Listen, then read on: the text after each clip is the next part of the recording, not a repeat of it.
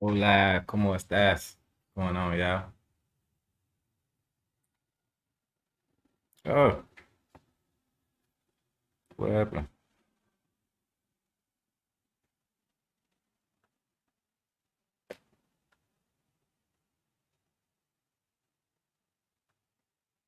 There we go. There we go. Sorry about that.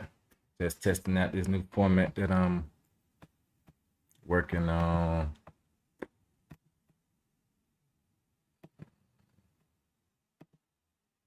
Testing it out. Testing it out. I'm trying to go live on Instagram and YouTube at the same time.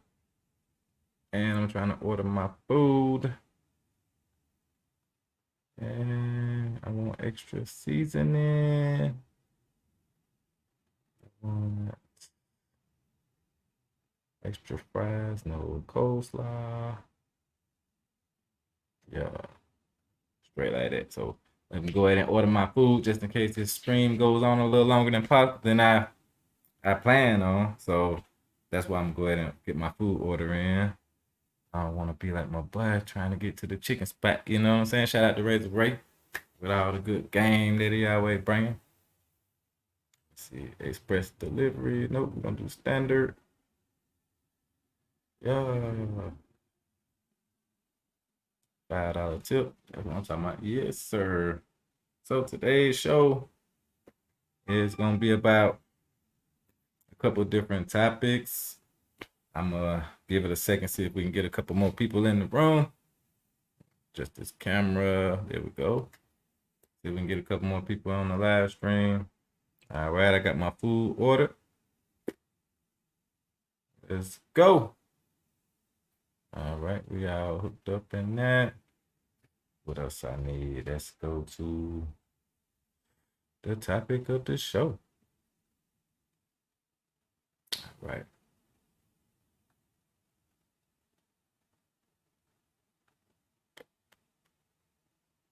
Hopefully we can get a couple more people in before we get started.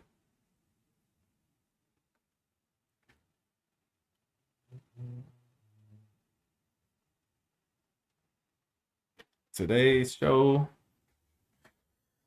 is kind of about just male feminist and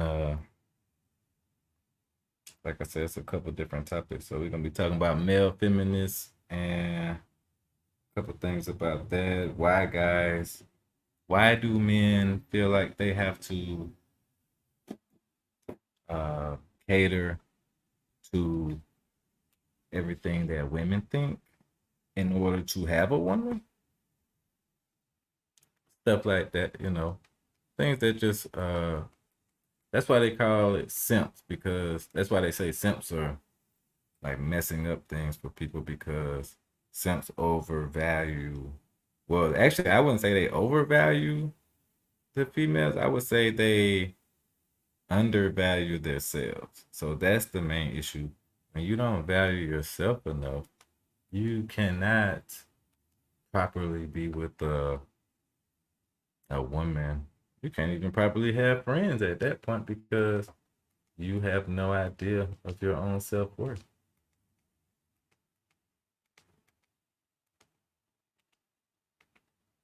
So I just wanted to talk about that for a little bit before things got too crazy. I'm trying to make sure this stream is working properly. I see we got one person in the building. Shout out to you. Oh yeah, I see I'm live on the big screen right there. Okay. Perfect, perfect. All right. So I was on Facebook earlier. There's a guy on Facebook saying that, like, because there's another guy saying he wanted to find a wife. And the guy was saying that, even though a girl is a working girl, that you can still find a wife in a working girl in the Dominican Republic. So I asked him, I said, hey man, you giving out some pretty disingenuous advice, I believe, because I mean, pretty much worldwide, if you are a working girl, just like in Thailand, they got bar girls. And Dominican Republic, they have a lot of working girls. In Brazil, it's a lot of working girls. So in these countries, um, just like in the Dominican Republic, they have some really good women though, that will help you cook and clean, and they're very feminine, and it's a lot of good characteristics that come along with it that will, kind of make you feel like you might want to marry. But the only problem with that is same thing with a girl from Thailand that's a bar girl. I wouldn't say that it's impossible to marry and have children and enjoy your life. I would just say it depends on your expectations, the reality of your expectations. For somebody like that to be able to function in the society the way you want them to function in the society. So, cause that's kind of just like, if you bring a guy out of prison and say you're a hardworking lady and you got plenty of money, and well, I guess we got a good example of that in what's her name, the rapper Nicki Minaj. We got a good example of that with her. Whereas if you're a felon, uh, like myself, and you've been in prison, I've never been in prison, but some guys have, and you get out of prison, there's a lot of women that might not want to be with you, but some will be with you. But it's still, the fact remains. It depends, how long were you locked up. It's a lot of different things that go into the way that you'll be able to adapt to society, the way that you'll be able to communicate with people, pair bond. It's a lot of things that go into it. It's a lot of things that you already know that'll entice you to go back to if things aren't going your way or things aren't going as smooth as you might like them. So we got to keep those things in mind. You can't just tell people like, hey, yeah, because there are good girls in the Dominican Republic that will take care of you. They will be your wife. They will be the mother of your children. And they are really good girls. The only thing I'm saying is I wouldn't make it a goal. I wouldn't say like tell other guys like, yeah, go ahead and do it. Because you don't know what the outcome is. When I told the guy that I did my that I talked to, I told him, hey man, you need to be here. You need to move here. Because if you're not living in the Dominican Republic with that woman, you have no idea what's going on. She can send you the location. She could take pictures every day and send them to you. But you need to be there, man. And then it also depends on your level of expectation, like I'm saying. If you don't mind your wife messing around with other guys, that might be okay then. Because, some people feel like that. As long as she's taking care of home, some guys are okay with that. And vice versa. Some guys, or sometimes couples swing and they do all kind of stuff. Like I actually almost went to a swingers club in Brazil on accident. So I noticed they have a lot of that type of thing going on overseas, swingers clubs and things of that nature, so people can, I guess, keep their relationships spicy. And I hope my food gets here. But anyway, let's move on. Mhm. So yeah, the guy was saying you can go and find you a nice working girl, and she really doesn't want to be a working girl. I mean, I'm sure she doesn't. Like a lot of people don't want to be in prison, but that doesn't mean that they haven't adapted to prison life. That doesn't mean that they're not institutionalized. So let's just keep that in mind when we're trying to give out advice. Especially, I asked him, has he done it? And he said, no, I haven't done it myself. But I have funded working girls to start their own businesses, which in essence, that's very different than the advice that he's giving out. He's telling guys you can settle down and make a family with a working girl, but he hasn't done it. He's saying that he doesn't need that. He's saying that he was just looking to have a good time when he's overseas. So he's just telling you the perspective that he thinks instead of the perspective that he knows, which is marrying a working girl is not a great idea. If you're the classic type of guy where you just, you're a hardworking guy, you want the same, you want parity out of your relationship, that's not gonna probably happen in that situation. But anyway, I would think. So in my notes, I told him, I said that I would think you need at least 5 years to 10 years in that type of relationship to even give me advice on that because I don't. That's just like these divestors. I don't want to know your opinion right now while you're in the first 6 months or a year or 2 years of your relationship.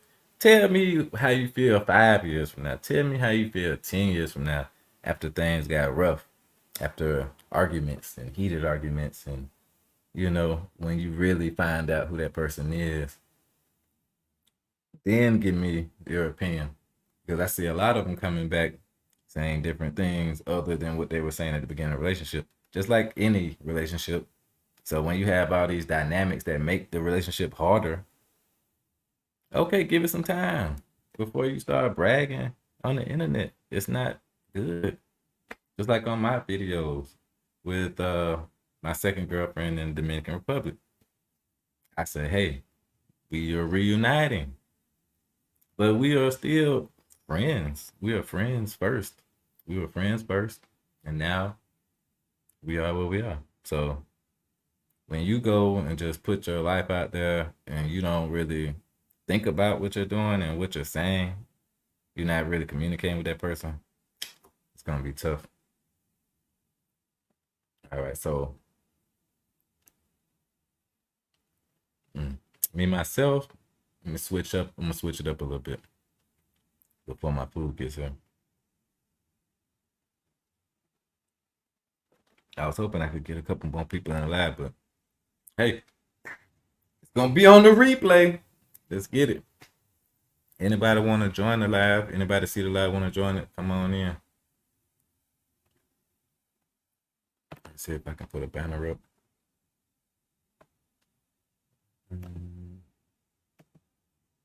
Hey, Stacking Marco. All right. I'm just practicing, y'all. Just practicing. I want to do like a.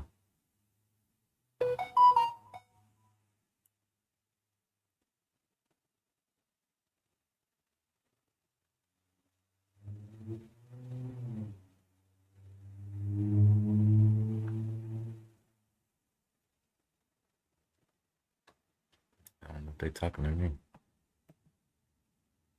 I'm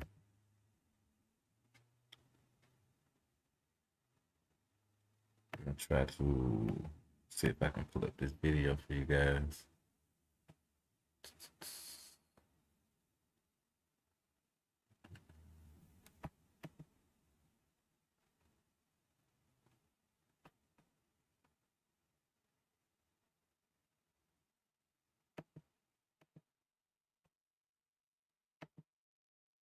Hmm.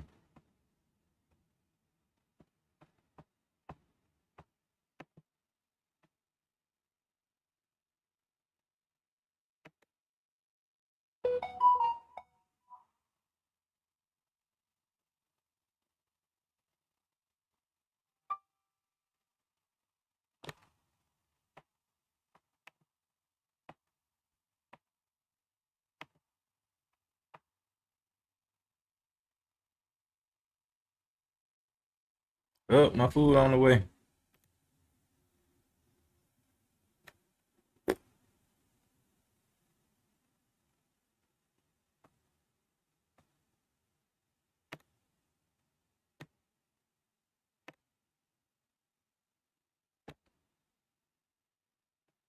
Well, that didn't work how I thought it was gonna work.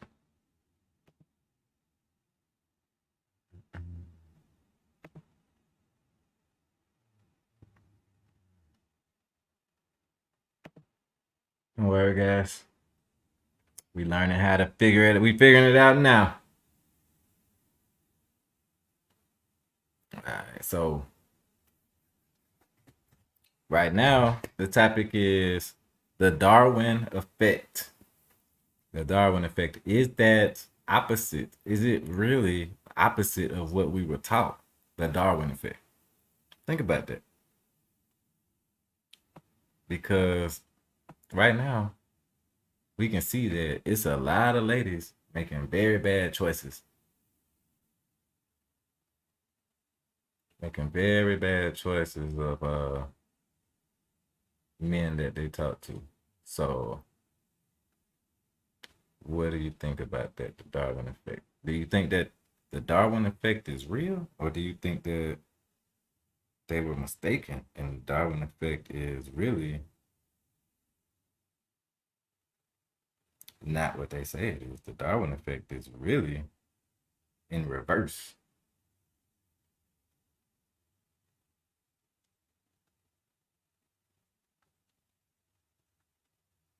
I think that the Darwin effect is really in reverse. I believe that the gene pool is really getting weaker and weaker every generation, because I'm gonna tell you why. We focus on such superficial things. We focus on things that don't matter. People actually, a lot of women actually focus on things that make the gene pool weaker. And I know you like, what the heck are you talking about, Marco? Okay, so I'm gonna tell you what I'm talking about. The gene pool is getting weaker because women focus on things that make the gene pool weaker. So, like, if you ever noticed, it could be a dark skinned lady. The darker the skin, the stronger the genes. The darker the eyes, the stronger the eyes. The darker the hair, the stronger the hair. So we know this genetically.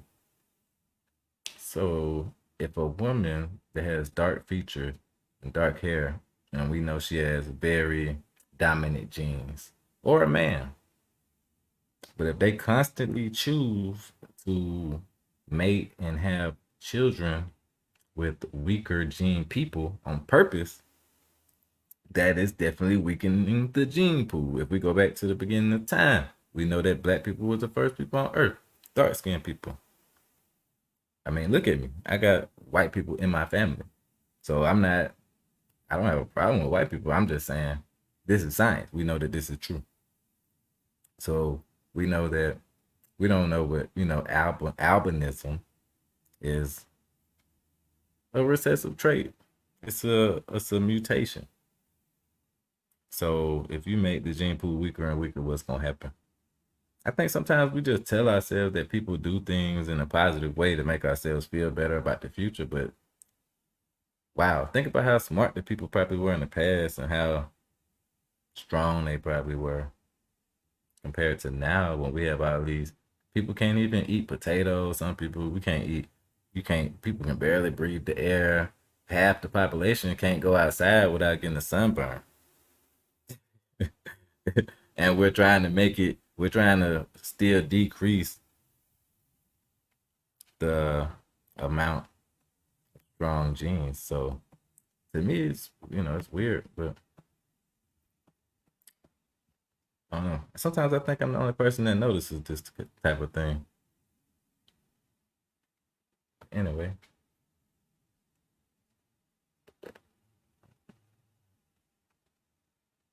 and then even with the just in our black community, we know that the women are more attracted to street guys. We know that the women are more attracted to degeneracy. And it's the same really for every culture. If that's the case, it's really the same, because you know they go for that. That's what they like. So that's what I'm saying. Darwin in reverse. We were taught that it was natural selection. We were taught that the strongest will survive. We were taught that the woman would pick the strongest.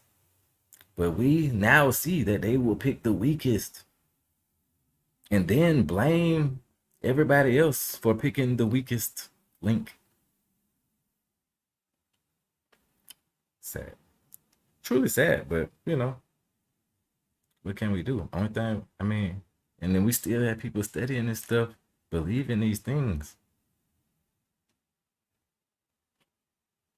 I know maybe I sound like a conspiracy theorist or something, but I'm just saying the truth is the truth. Like I said, my grandma got green eyes, very, very, very, very light skin. Very, we have white people in our family, so I'm not trying to say that nothing negative about Caucasian people or black people. I'm just saying, that's what we learn as people. We have to learn, and I think it's bad how we treat our dark skinned brothers and sisters. I think it's terrible. If we go to India, they got the untouchables. That's insane. I don't want to tell people how to run their culture, but wow, it's the same everywhere. The dark skinned Asians, we don't see them. Where are the dark skinned Asian people? They are there. They black people are the first Asians, so they're there. And then they use then to say like the Indians are Asian people throughout time because they walked across the Bering Strait. Okay, but we also know Africans came, and we also know people who came from Asia across the Bering Strait. But if Asian people are originally black, why are we making these separations? Why are we making all these small little separations to make it seem like they're not black people? We got light skinned black people, dark skinned black people everywhere in Africa right now. But teachers on. I'm not even here really to even be on political stance or a racial stance. That's not even really my thing. But sometimes I just notice things and I write it down. So I just, bring it to you guys. See if anybody got an answer for me. Like I've been banned off of Instagram for asking a question. So that's life, man. Sometimes we gotta add questions. Okay, okay. Man, I appreciate you logging in.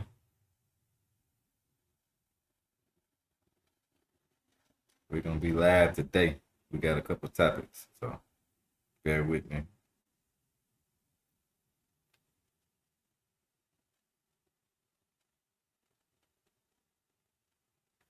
Still getting it figured out. Please give the video a like. Please subscribe and share if you can. I'm trying to figure out how to pull these. I got a video I want to cover with you guys, but I'm trying to figure out how to pull it up.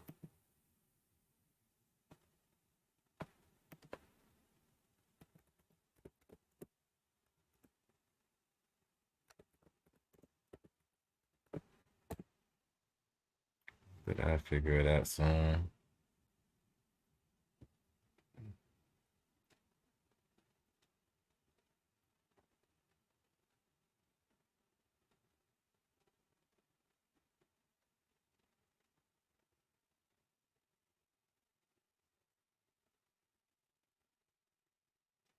Let's see. Share Google Slides.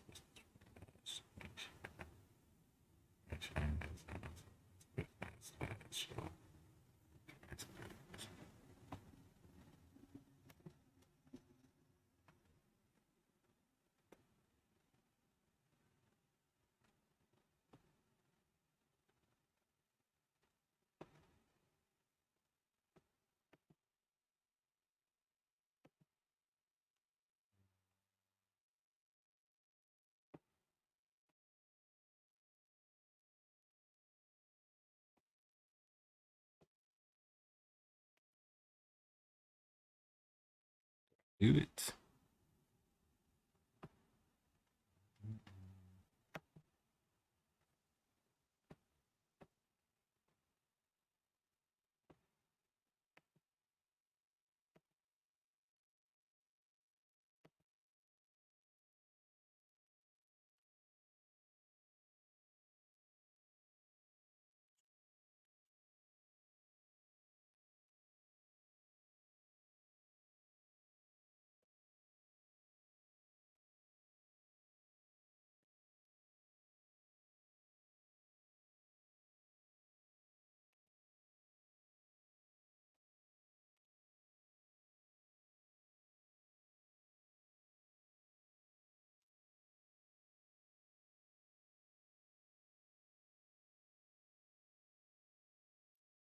Okay.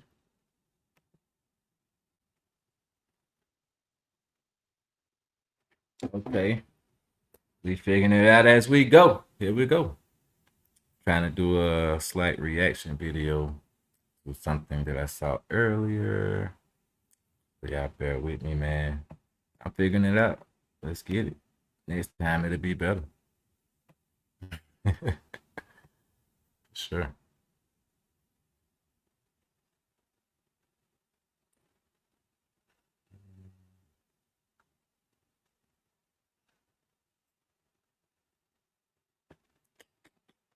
The little issues. All right, so let's go here.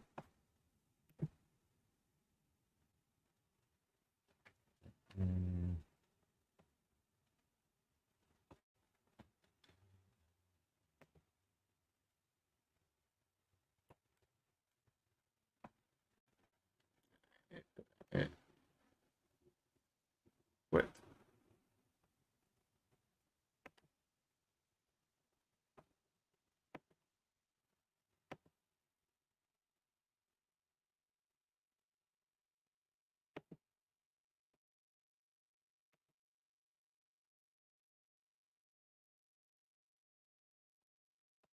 All right.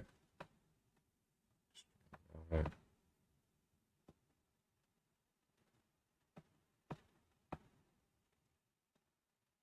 Oh, it's another page.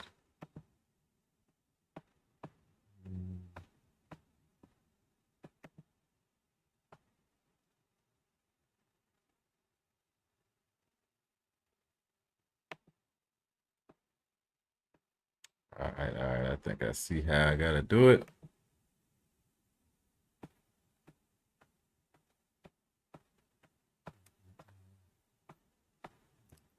Y'all get to see how bad I am with some technology sometimes. That's okay.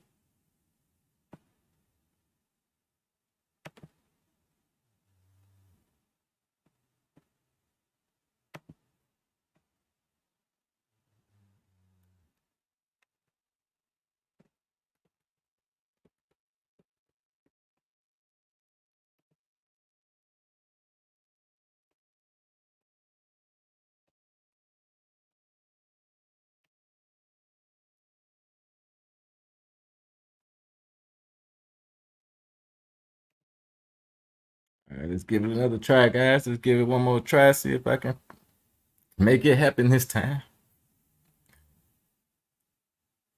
And there we go. Share screen. Gonna share it with this one. Is that it? Yeah. There we go. He's remoted to Wednesday. No problem. Just tag Ted on Monday. Or is that like a real type of fighting it's a stuff? martial art, it's a dance, it's a culture, it's music, it's everything. A New Yorker dude learning capoeira, I've never heard of that before. Yeah, man, it's a lot of capoeira in New York. Shouts out to everybody in New York, Abada Capoeira, Capoeira Brasil, Muzenza, Mestre Jalon, Mestre Jal Grande, Jal Pequeno, everybody out there, shouts out to the capoeira world. Y'all saved my life, y'all don't even know it. So you got Let's pause that. Let's pause that.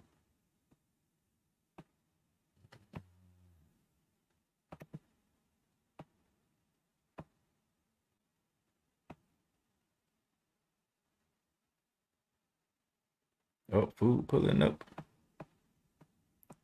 Let me know if you could hear the audio.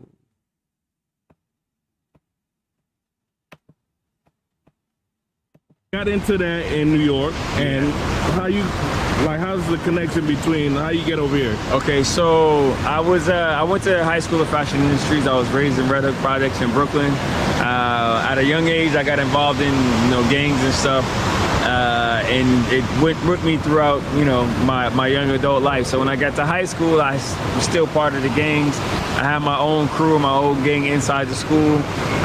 We got into a bunch of fights. We did what kids do at the time, and I was gonna get expelled. Why? I'm also a DJ, a hip hop.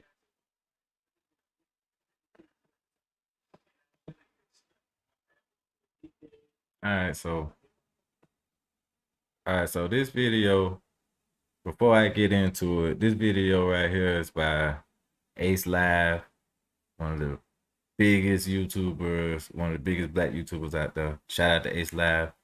Hope I don't get a copyright strike. Hopefully it's fair use. It's my first time. But anyway, shout out to him for going to Salvador Bahia and doing a good interview.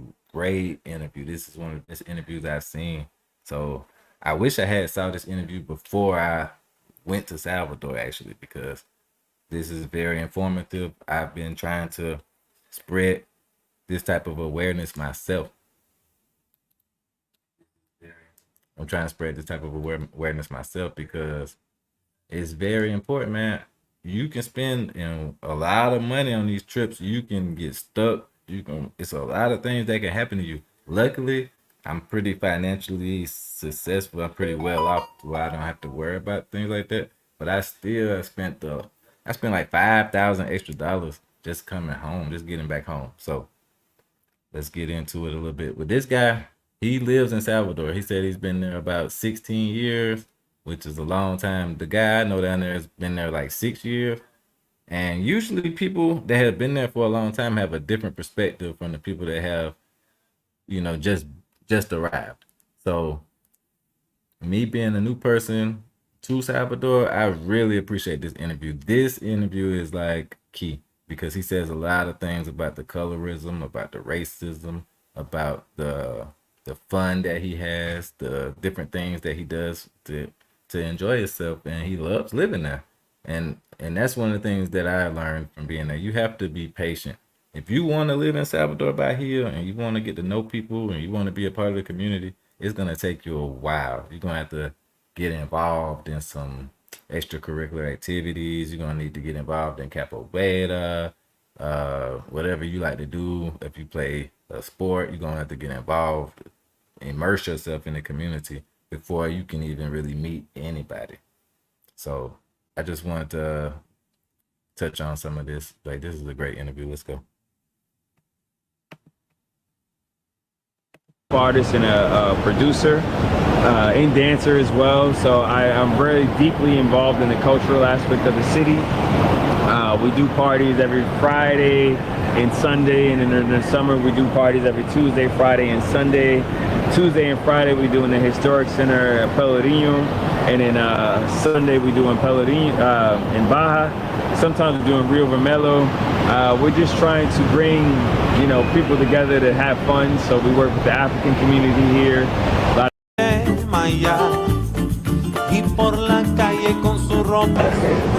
So for the fellas, you're trying to figure out, get a feel of it and see if you like it or not, because it's dope. Cool. What you got going on since you've been here? You mentioned property. Yeah. What else you got going on? So my reason of being is I have a social project. I'm a teacher. I teach martial arts. Principally, I teach capoeira, which is a Brazilian martial art. Like, independent of being black or white, most people are really cool. Everybody, just like in New York, you're just like, you gotta have a little bit of empathy and a little bit of compassion. That's important. For these people. Right.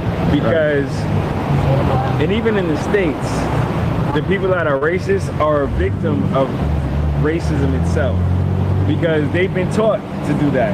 It's not something that comes natural to them. So they've learned the system and they just repeat what they've learned. So even the people here, they just repeat what they learned. So we need to, as people, as human beings, as the diaspora, start like seeding a different paradigm, not just for them but for us. Let me ask you a question. You saying all of this, it's not everybody. Let's just put that clear. It's not everybody. Because I think that's what happened. Oh, that definition falls in for everybody. Every white person is like that. I don't think that's true. Yeah, no. I think you like, even in this city, even more, you will find a lot of like mixed relationships and stuff like that here. Definitely. You're definitely European white descendants in the country. So you've got, even in this city, period. Recordings just got better. Hey, it's Dana from StreamYard. I'm so excited to announce that. Forget about it. Just forget it. Just forget it. Throw that shit out the window. All right.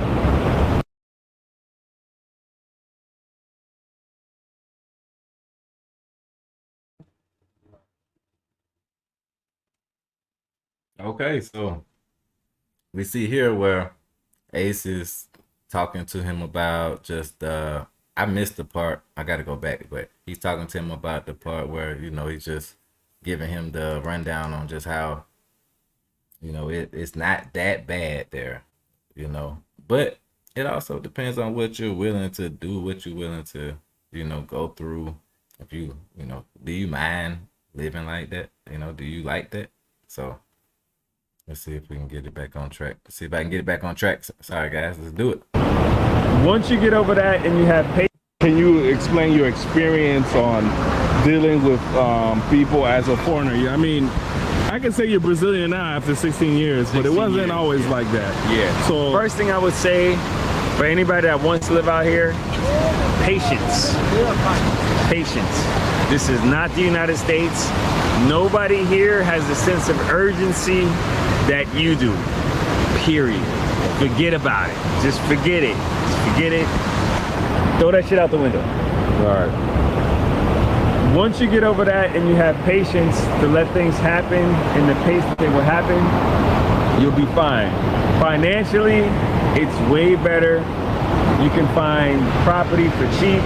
I was able to buy a quarter-acre property, oceanfront, for $10,000, virgin land, fertile land. I Even can grow now? whatever. Even now. You can still find You that. can still find that. You can find cheaper depending on where you look. I also work in real estate, so I know all of that. But you get over the patience factor and you start to understand that the quality of life here, the air, the food, is just better for you. You know, your living situation is better. There's not that climate of stress. There's not the energy of oppression. It's just life. You just live here. There is racism. Don't get me wrong. Racism exists here. It's different than it is in the United States. It's not as upfront and abrasive and violent, but it does exist. There's police violence as well, so you gotta watch where you go. There's local violence as well. You know, I gotta play devil's advocate, because if someone hears that, they might just feed off of that, what you just said. Can you be a little bit elaborate in terms of what type of racism do you have here? Have experienced? Okay, so there's two types of racism that I've experienced. There's a structural racism that's more of a classism. Here, the people that control the wealth are the European white descendants in the country. So you've got, Even in this city?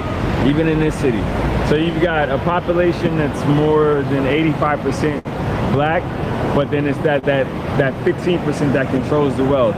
But that's all because of education. So us as you know, from the diaspora coming here with the knowledge that we have, the expertise that we have, and the little bit of capital that we may have, we can do a lot more because we have a lot more to give. The people here, they've been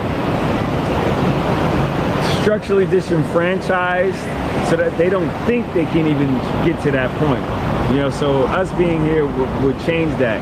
But we still have to go to the fact that until they know that we're foreigners, they're gonna treat us that we're local black people, like we're local Afro-Brazilians. You know, so if you walk into a store, they may like follow you around thinking you're gonna steal something, or if you're walking down the street, somebody's gonna like grab their bag and try to hide it, or... I get that everywhere though. Yeah. So it's not just Brazil. Yeah. I literally, everywhere I go, even in America, people cross the street when they see me. It's probably more in America than it is here. Like a woman might be like, if I'm always like on the same.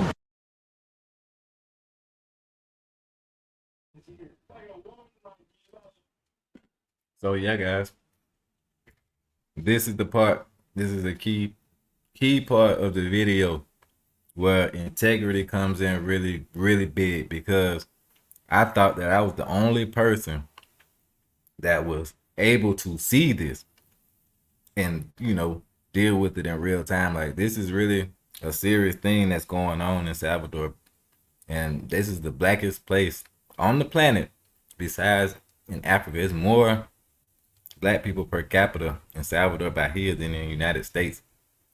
So that being said, we have to, well, we don't have to do anything, but just know before you book your ticket to go there, thinking that you're going to a black paradise. If you're a black man, this might not be paradise for you. So just keep that in mind. But anyway, moving on. I digress. I'm sorry that I had to touch on this, but I thought this was such a great interview. I wanted you guys to see how it should be done. I'm learning from this just like everybody else. So thank you. Shout out to Ace for doing this thing right there. We're going to review some more stuff. I got a couple more topics I want to touch on. You guys ever had fried oysters? I ordered that. That doesn't look too good. All right, let's go. But yeah, that was a great Salvador Bahia. That was great. So I've decided to extend my visa in the Philippines. Here's how you do it in 30 seconds. It's actually really easy. 1, go to an immigration office. There are a ton of these. I recommend the ones in the malls. 2, make sure you have this information available. If not, gather it before you go. 3, pay the fee. It's a little bit more if you expedite it. That's what I did. Total is around 50. Say OV-ho. What do you do for a living? I'm from Netflix. You're from Netflix? Yeah. So what, you're an actress? So Hey, shout out to MVX. Champagne MVX. Shout out to Philly Dawn. welcome. All right. You finally bought your first camera and you're ready to live out your dreams of being a famous content creator. You wake up every day, create, stay up all night and edit, then you publish, create,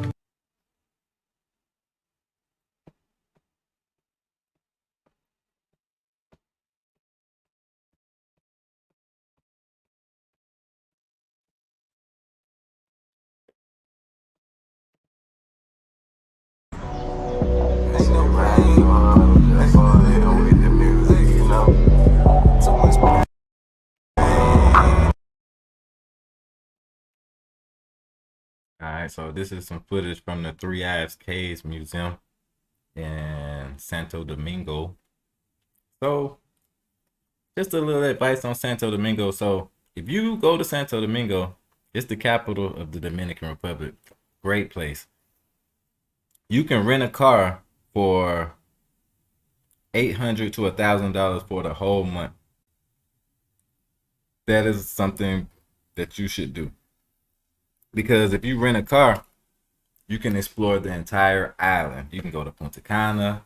You can get to Samaná in 2 hours from Santo Domingo at night when there's no traffic. If you go during the daytime, it could take you 3 hours maybe. Just depending on how many times you stop. I didn't stop too many times, but I definitely made it there in 2 hours and about 15 minutes.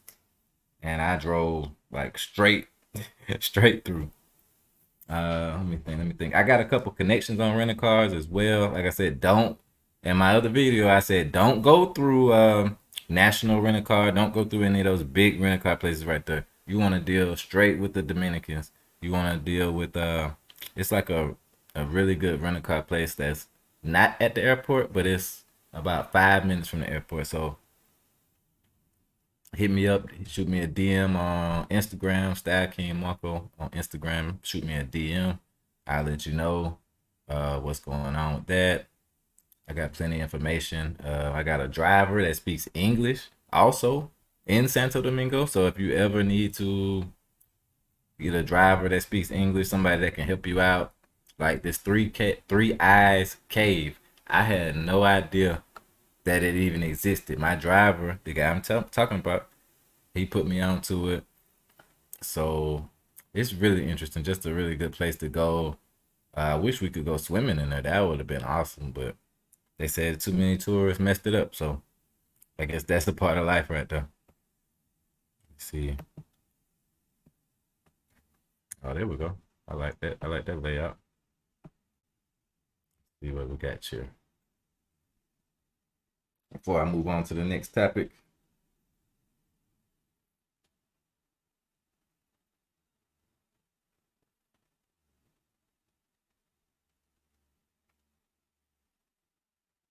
Shout out to anybody checking me out. Shout out to anybody listening.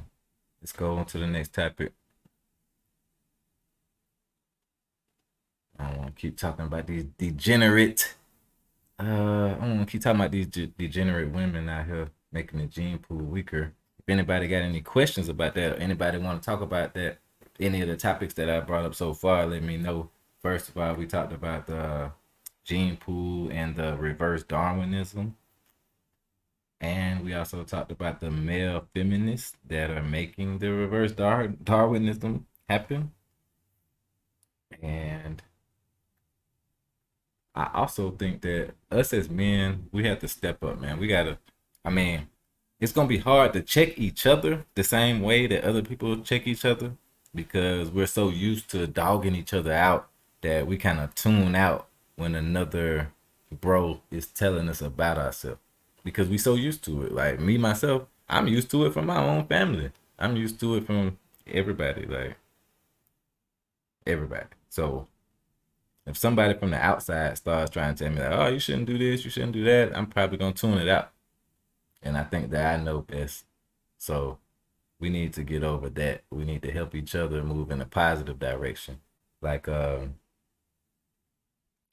we always looking to appease women. Like, have you ever noticed? Have you ever been with like some of your friends and they choose the type of music they listen to based off of the women? Like, I noticed this a long time ago. Guys will play certain songs just to get the women to dance or just to get the women to smile. And guys do so much just to get women to like them, just to participate. And I'm not trying to say anything's wrong with that, but I don't know. It's getting to a point where that type of behavior, when somebody like that raises a child, that imprints on the child as well, I think. And then I think generation after generation of boys that do stuff like that, it becomes a problem. The women expect that, like, and then they expect it out of real men. Like at this point, you have so many women expecting real men to do simp things and expecting real men to do boy type of activity. And if you're not a boy, if you're not a simp, they can't understand it. Have you heard these songs where they saying like, if you rich, why aren't you, like they can't understand a rich guy not being a trick.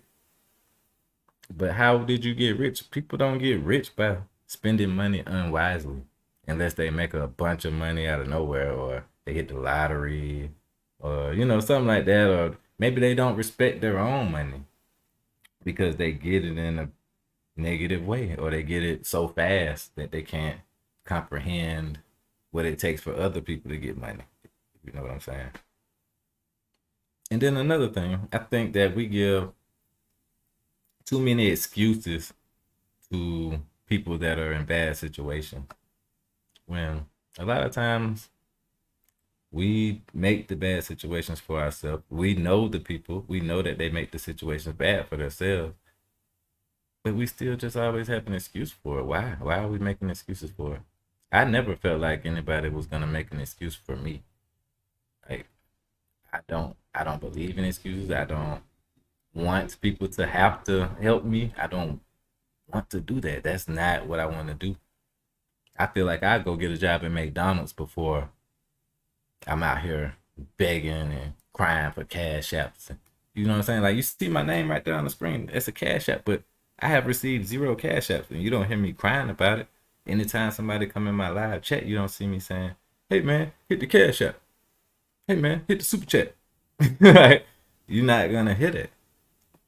It's not coming out of my mouth. Like I will say that if it gets, out of hand, that people are getting rude or something like that. But either way it go, like I'm gonna be okay. Like I stopped doing live streams. I stopped traveling. I do what I got to do. Like right now, I'm working. Okay, so it's a reason that I haven't left back out to go to Africa, which I want to go to, or Guatemala, which I want to go to. There's a lot of different places I want to go, but there's a lot of different reasons why I'm still here. So, and that's another big thing as a passport bro that you got to do is, number one, it's going to be sacrifice. You're going to have to sacrifice. Everybody can't sacrifice. That's what separates sacrifice and discipline. That is really what separates the men from the boys. So right now, you're gonna have to sacrifice your time. You're gonna have to sacrifice your time. You're gonna have to sacrifice your money. You're gonna have to sacrifice your energy and put it towards something that's gonna get you where you wanna go. If you wanna go live in South Africa or Thailand and you don't have a retirement, you don't have a government retirement, you don't have a military retirement, or stuff like that, that people that you see that are traveling, a lot of those guys have that. They have that $2,000 to $5,000 a month coming in from the government that's supplementing their income, and then they can do YouTube streams and videos, and that helps them. All right, what's up, Brittany? What's happening? Okay, so like the Darwin theory is the natural selection. Darwin believed that we all breed with each other based upon natural selection, and natural selection is supposed to be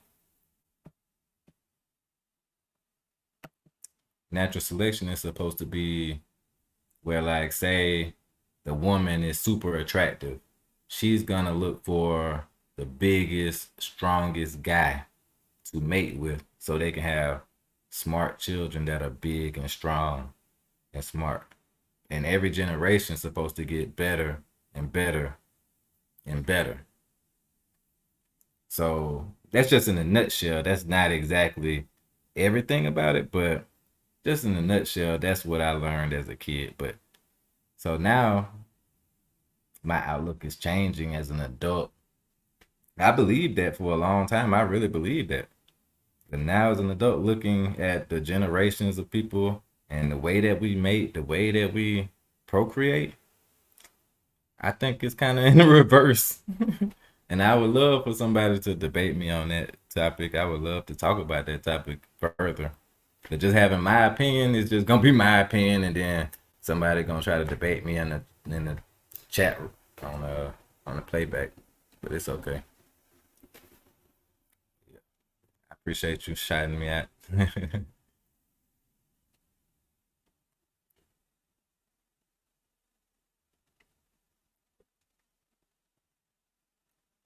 No, I wouldn't say that they're pushing it.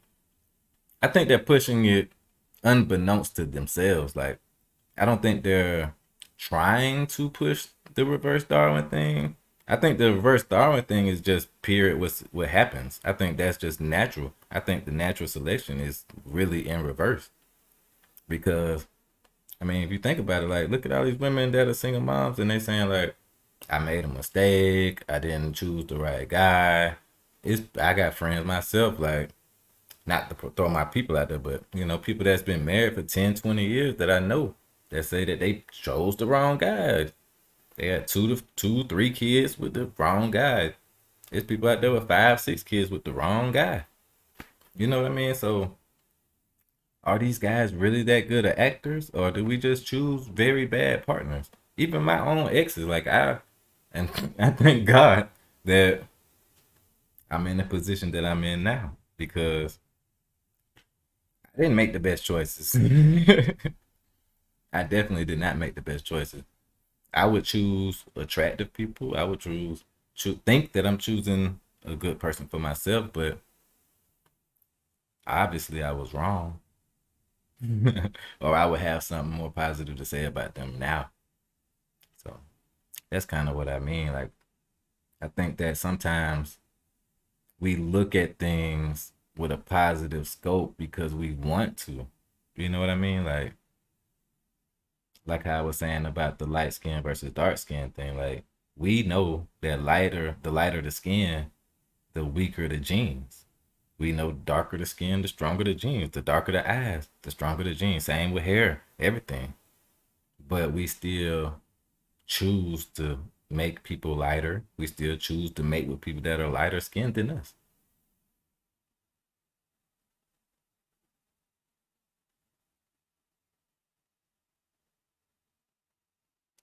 That's true. That's true. People switch it up.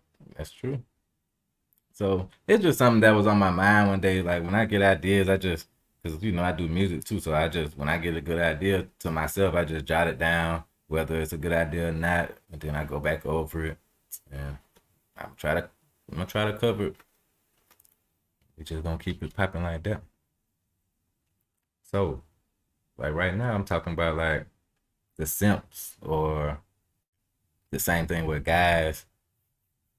So this is a part of the tricks and the manipulation that a lot of guys do. So like listening to music that they don't even like. Like it's a lot of guys that listen to music they don't like just to get women. I remember we could be riding down the street, and if I'm in the car with somebody else, they'll play a song they don't like just to get attention from women, and they'll come up and start talking to them.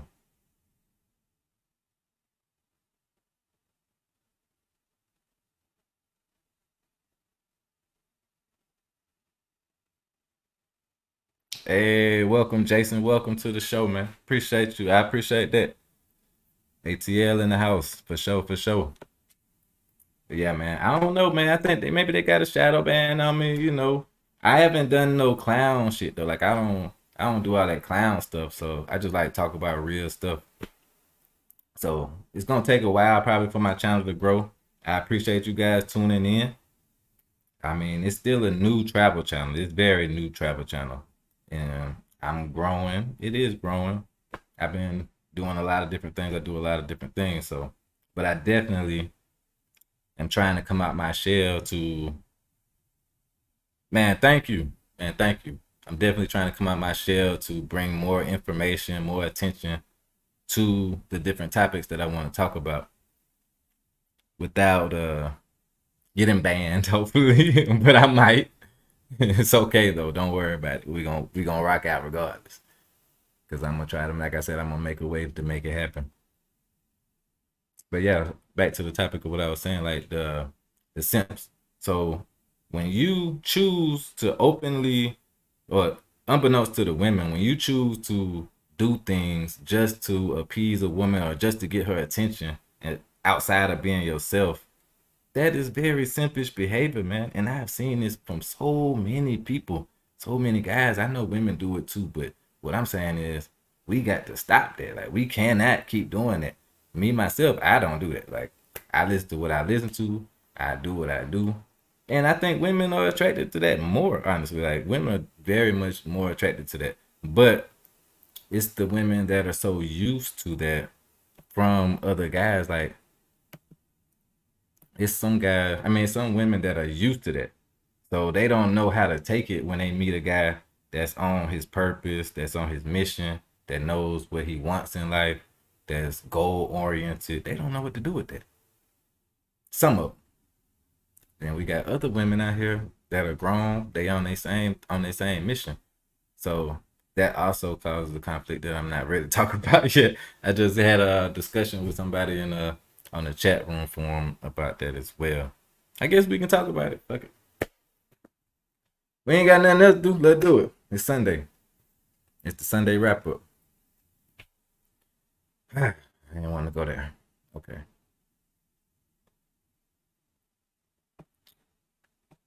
I don't want to talk about it. All right, maybe I'll come back to that. Maybe that'd be a different show. I already been live for an hour.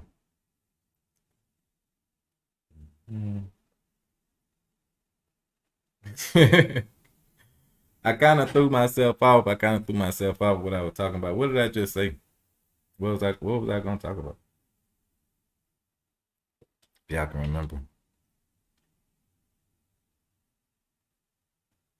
I did throw myself off.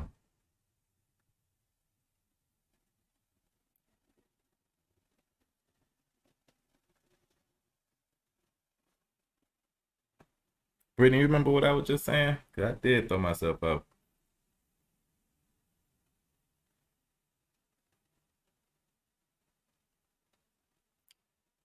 Yeah. It was some girl. I be arguing with all kind of people in the comments on Instagram and all that stuff, man.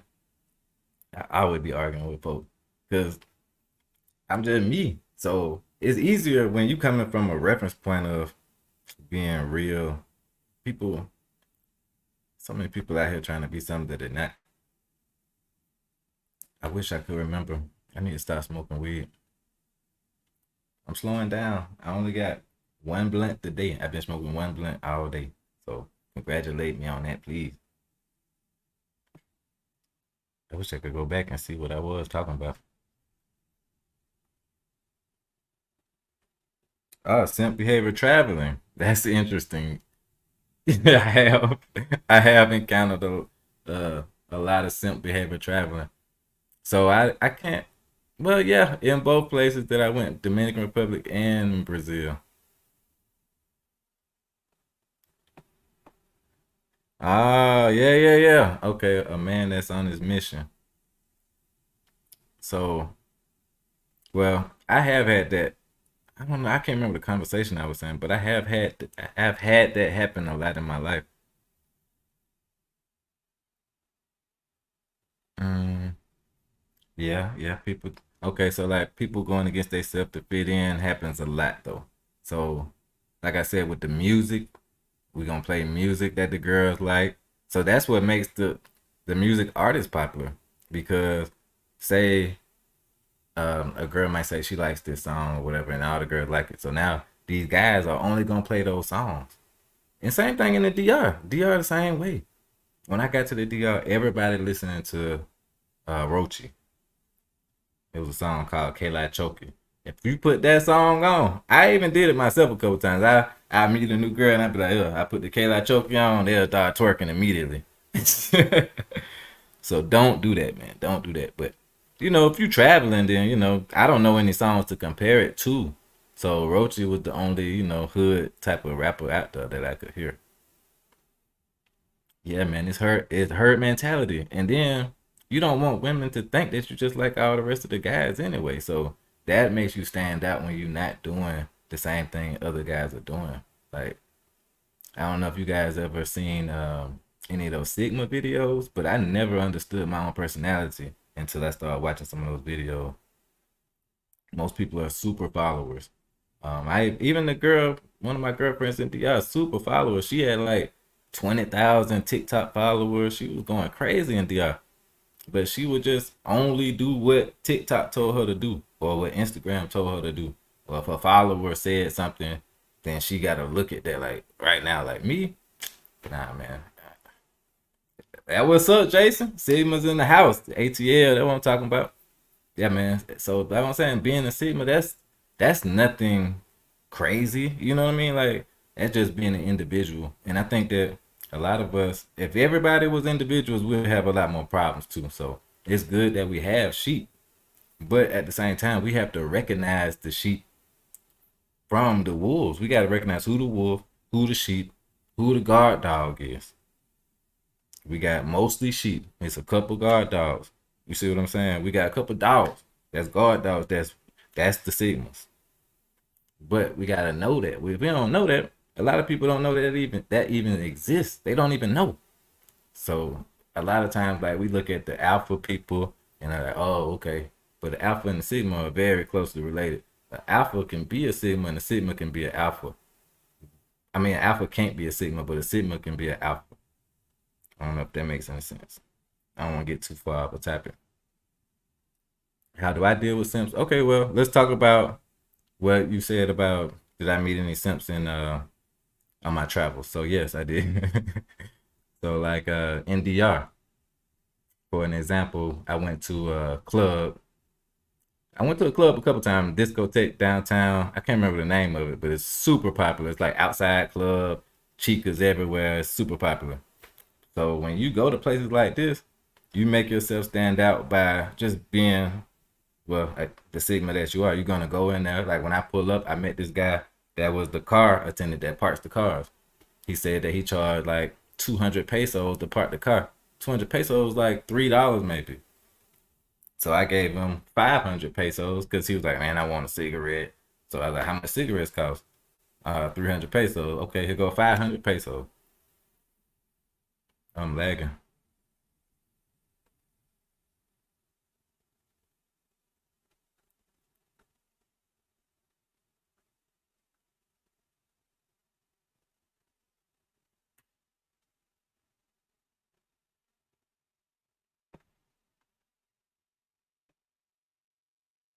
Where's my connection?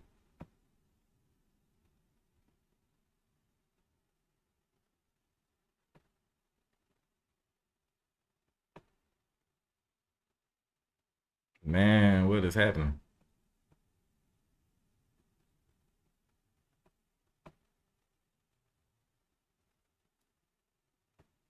Hold on a second. Hold on a second.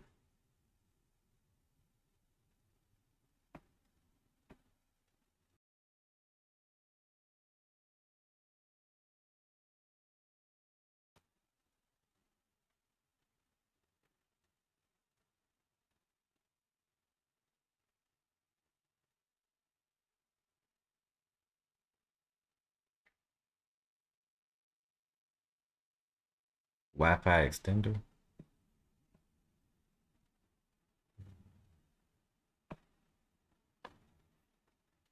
That's crazy. I ain't had this problem yet. This is new.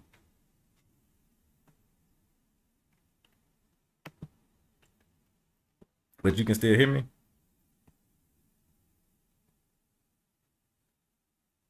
Let me know if you can still hear me. Oh, we back. All right. Where was I? Where was I? Oh, NDR. So I'm in the club. Well, we walk up. So I pay the people to park the car. They gonna make sure your car is good for sure. They'll come find you if somebody is trying to mess with your car or anything. They'll come find you. So anyway, you go to the door. Make sure you give them a couple of little extra dollars at the door.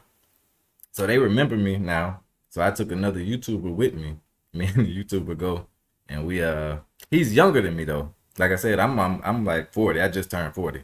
The other YouTuber, he's like 23, 24. He came down from Sasua and met me.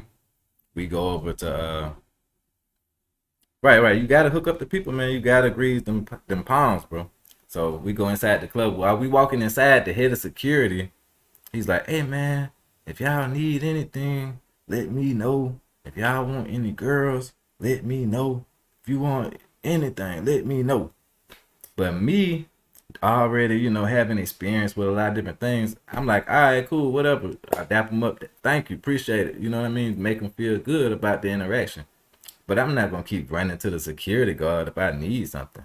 So unless it's a problem. So the other guy that's with me, he hears this. He's like, okay, okay. So he goes and we sitting down. I order bottles. We having a good little time. And then he's like, oh, I like that girl right there. He's like, I'll be right back. So when he says that, it doesn't dawn on me that he's going to get the security guard. So I'm like, when he comes back with the security guard and the security guard starts talking to the girl for him. And I was like, I was in disbelief because I'm like, why would you go get the security guard if you like a girl that's sitting across from you? Think about that. Like, why would you do that? I guess he thought she was a working girl. I mean, I don't know. So he comes back and sits down and he's like, the security said I gotta talk to her myself. So I'm like, what? Why would you do that? Now I'm embarrassed. Now we both look like simps and lames or whatever. We both look dumb sitting there scared to talk to women. So that's a really good example of what not to do. You never want another man to speak for you when you're talking to a woman. Ever. I mean, this guy must have never seen no movies or high school movies or nothing. Yeah, he's my boy. He's my boy now. Now he is my boy for sure. For sure. But that's just a part of life. Like, you gotta learn. I mean, I've been through a lot. He's young. I don't know. The coronavirus took a couple years away from you guys, so I don't want to judge too hard. But it's tough out here, man. You gotta learn. You gotta roll with the punches. And another example of that, when I was in Brazil, it's another guy, a guy from Britain. He was cool, real cool at first. But then once the feminists started trying to attack me and say all kind of stuff, he was on their side. That goes back to the male feminist. The male feminist is an enemy of man because he's playing both sides. The male feminist is playing both sides, and he cannot. Same thing with the music and all that stuff. He's playing beta. That's the perfect word. He's a beta. He's playing both sides of the fence. He's trying to get the women and stop you from getting the women by, you know, being a sugar daddy or whatever he got to do to get the woman. Whatever he got to say, you know, he gonna get the roses. He gonna do all that stuff for a woman that probably doesn't even deserve that. So now that confuses women where they don't know if they should be with a guy like that or if they should hold out for a real guy. They don't know what to do. So this guy, he was playing both sides of the fence at the table. The lady started screaming, arguing with me. I don't even speak Portuguese, so I'm like, and then they're asking him what I'm saying. So, but I can speak Spanish pretty good, so I hear little words in there, and I'm like, dude, I didn't say that. Like, why are you saying? He told them that I think I'm superior because I'm American, and I think that I'm superior than them some kind of way. I just met this girl. The other girl was already bougie. I didn't have anything to do with it. I paid for their meals every time we sat down to eat. I agree with that. We all have to earn our attention in some kind of way. I think. I agree with you. We all need to earn our attention in some kind of way. We all do. I mean, some people are blessed to be gorgeous. Some people are ugly. Some people, it depends on what you get attention for. Some people are ugly and get attention, and then they have great personalities, and then they shine through that. Everybody has their own thing to bring to the table. Like me, I don't think I'm the most handsome guy. I don't think I'm the ugliest guy. I think I'm pretty smart. I think I can figure things out on my own. I think that the best thing that I can do is think for myself. And that's what I'm saying about a Sigma person is you're going to think for yourself. You don't let other people determine what you think about something. You always can see a bigger picture. And that's going to make you financially successful and powerful. Because you don't always have to win the battle to win the war. And that's very important to know in life. I would think like a lot of my old employees, I used to be a general manager for a restaurant chain. I used to be a area manager for a little while. But I used to tell all my employees, so I always have very young employees. So I would tell them so much, they would not listen to. They was not listening to me. Even though they watching me pull up in a Challenger on 24s with Lamborghini doors. They watching all this, and they trying to figure out how I'm doing it. I guess they thought that I was just making so my rap check was that big. But if my rap check was that big, why would I be working at a restaurant? So that kind of don't even make sense. But anyway, try to take that advice when you see somebody that's successful or that you think is successful. Try to take some of that advice. All advice not good advice though. Some of these people, like people think that I'm a scammer sometimes. So you got to be careful who you do follow. You can't follow everybody. Some people are scammers. I think a lot of these red pill guys are scammers as well. That's why a lot of the stuff not going well. Yes, people do envy without understanding the path. That's very important. You must be a true Sigma, brother. You know what you're talking about. That's very true. I learned that from my brother a long time ago, man. People will envy you without understanding what you're doing. So people will watch you too and try to imitate you without understanding. So like, that's what I was saying about the financial freedom part of this whole journey. So I saw what's his name? Maybe it might be Zoom to Thailand. Zoom to Thailand might be one of the first people that I really watched, and I was like, wow, I never thought about that. Like I never really thought about traveling to find and make a better life for myself outside of the United States. I never thought about it. I was born in Europe, and I never really thought about it. I thought about going to California. I thought about moving to Florida, but never Thailand or Africa, Dominican Republic, or none of that. So it sparked the interest in me. But that was when did Zoom to Thailand start? That was like 2022, maybe 21, 22. So that's really important though, because I didn't start international travel until 2023. So I took time to save, to manipulate my world, to make it plausible to travel the world. I still have responsibilities here. I have a small real estate company here, so I can't just up and leave forever. So I plan on living overseas about 6 to 8 months out the year, and I plan on being home for about, the rest of the time. So you have to figure out how it can work though. That's what I was saying. I don't want to be in Nairobi like, ah man, guys, they saying I can't take the flight unless I got another $800. Now I'm stuck in the airport in Nairobi. Guys, I need a cash out. I don't want to be doing that. Nothing against other people that do that, but I don't want to do that, man. That's sad, man. That make all of us look bad. That make us look terrible, man. They already looking for a way, a reason to, talk bad about us all the time. So don't be that guy, man. You don't want to be that guy. You don't want to be the poster child of anyway, let me see if I answered all the questions that you said. And Brittany didn't disappear.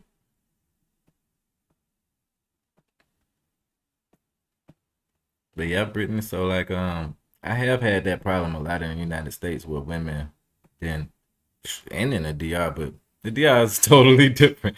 But I've had that problem in the United States where I've been with the woman and she's just like, I've never had a man that stood on his 10 toes like that before. I never, oh, what's up, Brittany? But yeah, I've had women that say that like they've never been with pretty much a real guy before, like a real man that stood on his principles and all that good stuff that people say they want. And at the same time, like me, myself, like I'm pretty street guy, you know what I'm saying, without being super ignorant. So I've been through jail. I've been in jail a couple times, but I also got my life together. I also straightened my life out. So once I got a job, I stuck with it. I didn't want to keep going to jail because ain't nothing in jail for you. Ain't nothing in jail for me. Ain't no women in jail. You can barely get money. They be getting money in there, but you can't spend it how you want to spend it. So that ain't where I want to be. So I had to figure that out.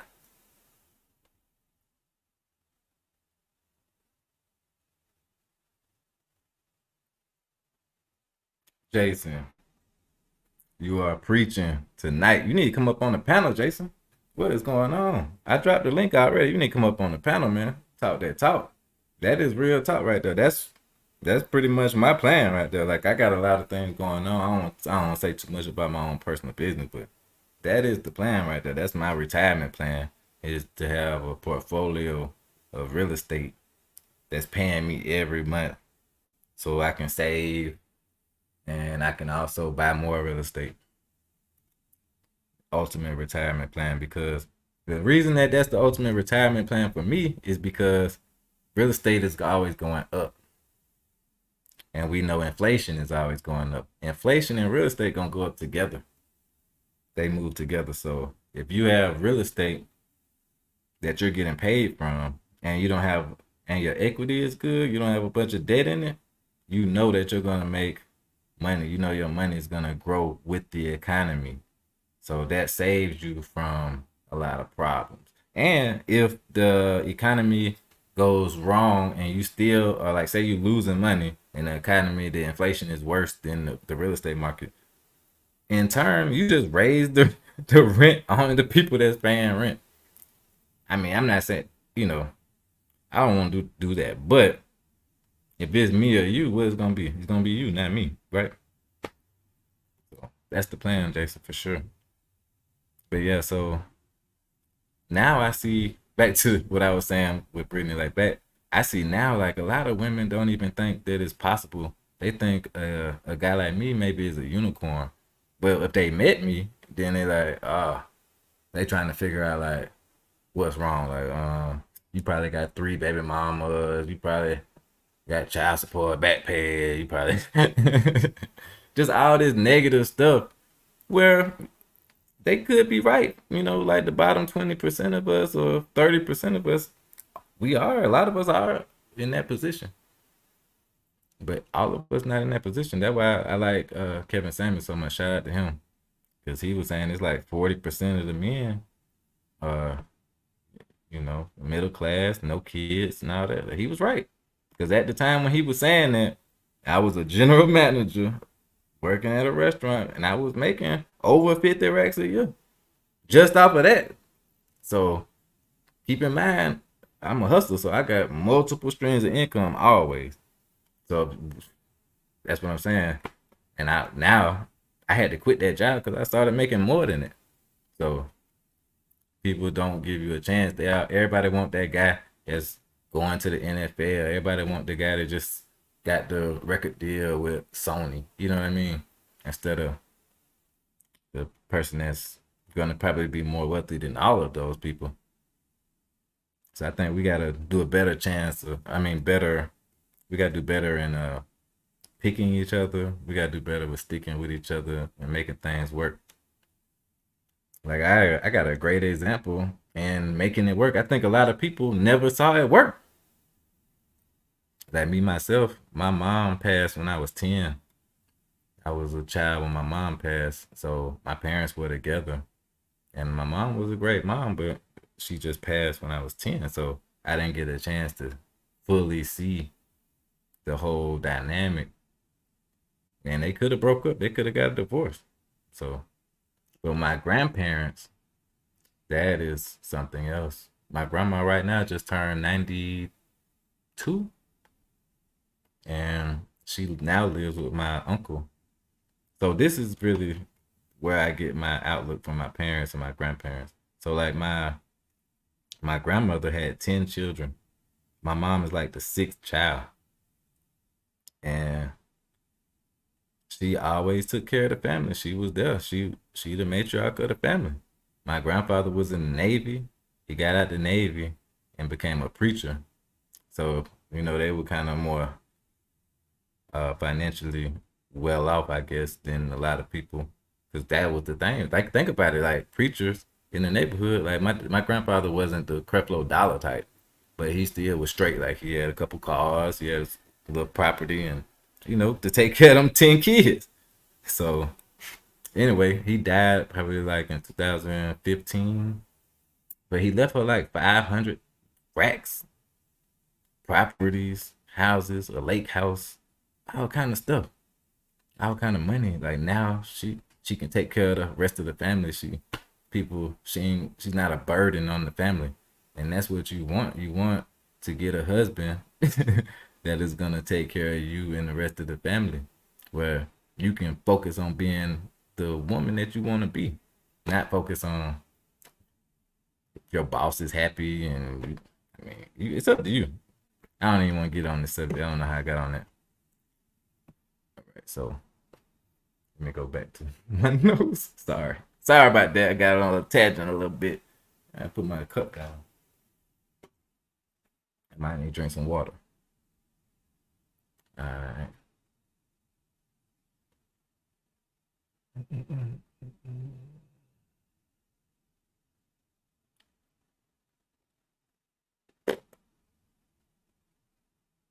I definitely want to talk about that today.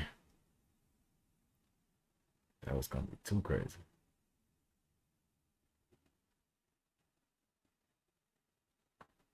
All right, so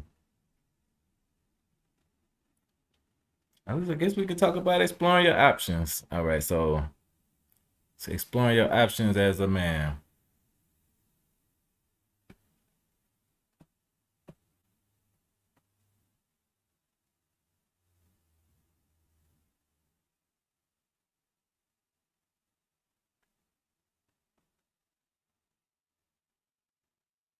Ah, damn, that's smart.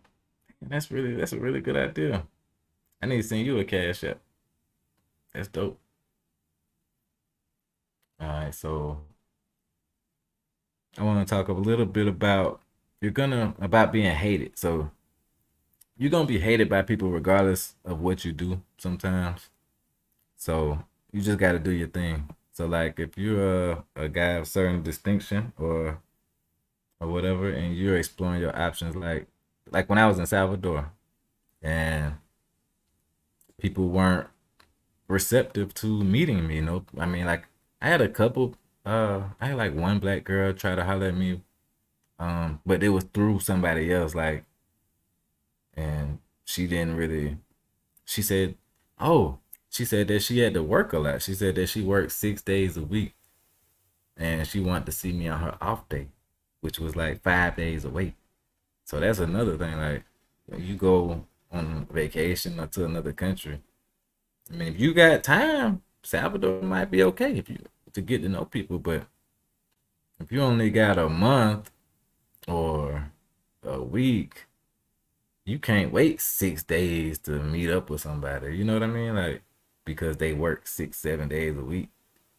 I've heard that it's similar like that in Thailand too, but I don't know. Sometimes you gotta sacrifice some of that time if you want to meet somebody that's gonna take some of that time off your hands.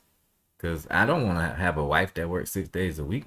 I'd rather pay the bills and take her on trips. And that's the point of doing all this stuff. Like, and that's another thing. Like, why it doesn't make sense. Like, why both of us? We both need a portfolio of real estate. Like the girl I was with in DR, I remember I was talking about something and she was like, "Well, I don't have a car." And I was like, "What? You don't have a car? You don't?" I don't have a car here either, but I rented one. I can buy a car. I can buy you a car. But if you just look at it like you need to earn the car and you need to do this and you need to do that, we both are going to be too busy for each other. How are we going to have a relationship? How are we going to have children? How are we going to raise these children if we both are too busy for each other? It's not going to work. So somebody has to go get the bulk of the money and the other person has to take care of the bulk of the responsibility and vice versa. We're going to help each other, right? That's how I thought it was supposed to work. But I'm open to suggestions. But anyway, man, I appreciate y'all tuning in, man, for sure. Like I said, the channel will grow. I definitely like that idea, man.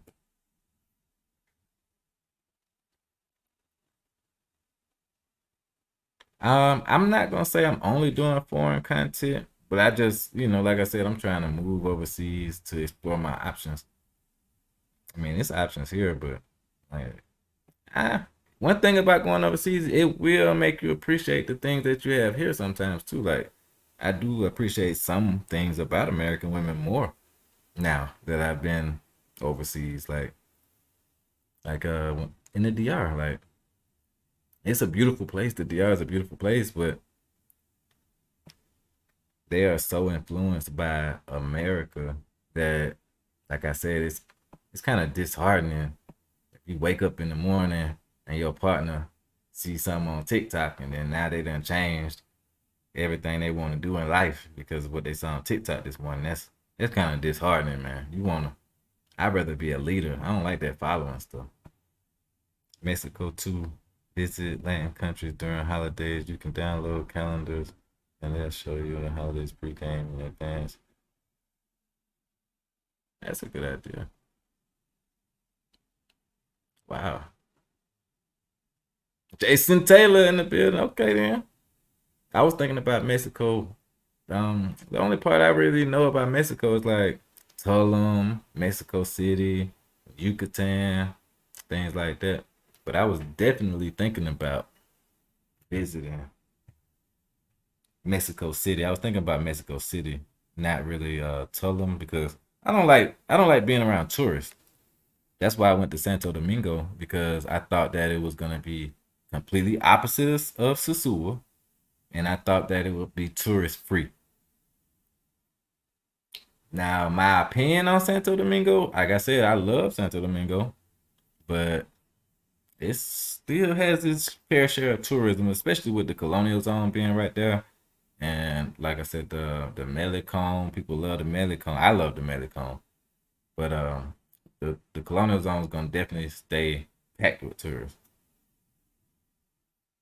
So keep that in mind if you ever go to Santo Domingo.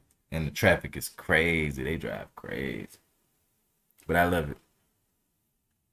I don't necessarily like the P for P. I don't like the P for P culture that they have there. I don't like that at all. I would be deathly afraid of having a daughter or child, period, there. Um, Nothing against the people there. I just don't culturally agree with a lot of things that's going on. And back to what I was saying about the simps though. It's so many guys that will side with women selling themselves or the P for P culture because they side with it. I don't wait. Why was I gonna say they side with it? Because they simps. But they side with that P for P culture. I don't know if they don't see. Oh, because okay, so the excuses that people use that do the P for P culture, they say they don't have a lot of industry in the DR. They don't have a lot of jobs, a lot of options to get jobs, which is true, very true. But it's a lot of places on earth where it's not a lot of jobs. But everybody in the culture is not selling themselves. Everybody not for sale. And I'm not saying everybody is for sale, but we all know it's a good majority of people that's for sale. So I think we all make up excuses to make ourselves feel better when we do things that we don't like to do. Just like porn stars and what else? What's that website they be doing? Y'all know the website. All them little websites where they be selling pictures of themselves, selling pictures of their feet or whatever they do, right? We knew it was something else you could have did. You trying to take the easy way out. Just like when I used to sell the weed or whatever. When I used to sell, I knew what I was doing was wrong. And when I got caught and I went to jail, didn't nobody feel sorry for me. So when these people mess their lives up by doing this P for P, oh yeah, only cans, yep. When nobody wants to be with them or have kids with them or marry them, and then they're like, oh, that's messed up. No, it's not messed up. You knew what you was doing. You was being selfish to make money. You sold your soul in a way for $1 bill. That's one thing our God has given us. And that's choice. Whether you believe in a high power or not, you still got a choice. You got a choice to believe in a high power. So keep that in mind when you're making choices out here in the world. You can't just say, oh, that's trying to escape accountability. Yeah, we all gonna be held accountable in some kind of way. You can deny it as long as you want to. That's just like me. Like, I'm trying to stop smoking. But if something happens to me in the future from smoking, you guys are gonna know why. And I have to be accountable for that, man. I gotta be accountable for all the years that I've been smoking. I done smoked cigarettes, vapes, different strands of weed. Come on, man. All that drinking gon' catch up. And all that smoking gon' catch up. So you got to know if you're doing OnlyFans for 7 years because or whatever, it don't matter the reason. If you're trying to pay your way through college or if you're trying to just make extra money to take care of your family, even if you're just trying to take care of your mom, dad, and little brother and sister, you still doing the wrong thing to do that. And you got to know that, man. That's it. There's no way around it. I'm sorry, but that's life.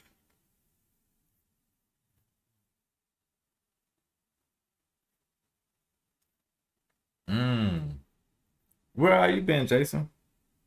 You sound like I think you've been some places. You been to DR? You were saying that about Mexico. You might have been to Mexico before. But yeah, some of my best experiences was in the DR. I did have a lot of fun. It is good sometimes not to understand the language because that will ruin your fun sometimes. Oh wow, you been to El Salvador? That's diferente. Mucho diferente. I remember when I did the interview with International Passport, bro, he kept on saying El Salvador. I want to know about El Salvador. Oh, wow. You live in Mexico most of the time? Well, I definitely believe what you were saying. I met the guy that fixed my ceiling downstairs was a Mexican guy. He was telling me how he met his wife and all kind of stuff. She was beautiful. She was, man, she was in here doing most of the work. She was doing the hard work. He was talking to me while she was doing most of the hard work. And I was sitting there like, man, if that was me and a black woman, but she would have been lost it, like, but but his wife, she was up there spreading the spackle and slapping the shit, climbing the ladder, doing everything, man. He was just handling the business. I was like, wow. That's what I'm saying. Like, we got to work together, man. If we don't work together, you see what they doing. They gonna come in and work together regardless. They already know how to work together. We don't know how to do that. But we can though. We gotta stick together too. Just cause the going get tough, man, we can't just dip on each other, man. And I'm not beyond that. You know what I mean? Like, I'm also preaching to myself. When when I'm saying it, I'm talking to myself too, cause I done left good situations before. So I just didn't have any kids in that instance. So I actually had a baby mama that, well, she had 2 miscarriages. And I just took it as a sign from God that I needed to move on. And then she cheated on me after that though. When I got locked up. I got locked up though. I got locked up for like 6 to 7 months. So, you know, in hindsight, I can't really blame her for cheating, but at the same time, it gave me an out. I left. So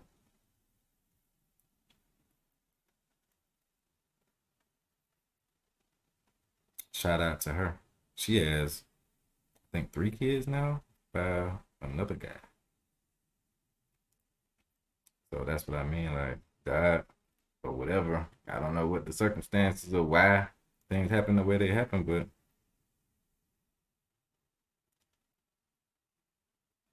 you definitely have to learn from that.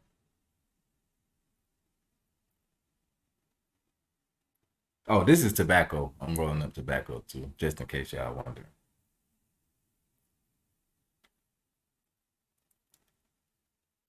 Brittany, where you from? I thought you were from the South too.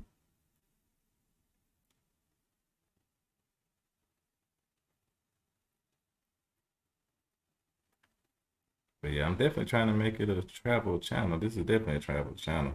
You got me thinking about Mexico. I was thinking about Mexico because I can go to Mexico like tomorrow for sure. And I can be back within like, you know, whenever I want to, a couple of hours. I'm trying to get kind of tired of going to DR. I want something new. Oh, got Brittany backstage. Yeah, she on me. Boom. Can't unmute your guest because you muted. But yeah, so I think Mexico would definitely be a good look.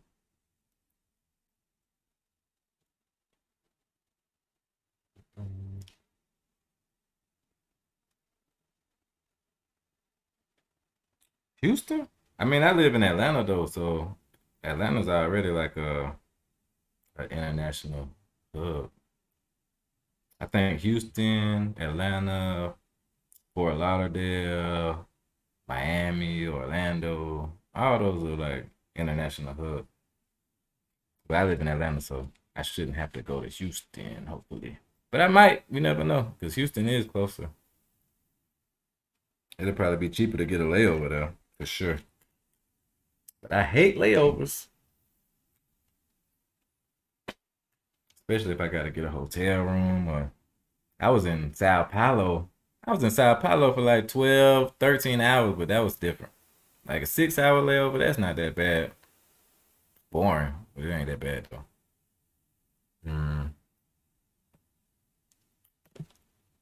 I definitely want to try some new things though. Howdy. What's up, Brittany?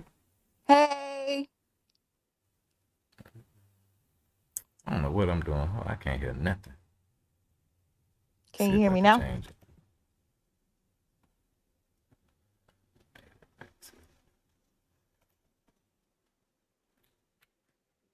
Hello? Hello, Brittany. Can you hear me? Hello? Ah, okay. You good. I can't hear you, but they can.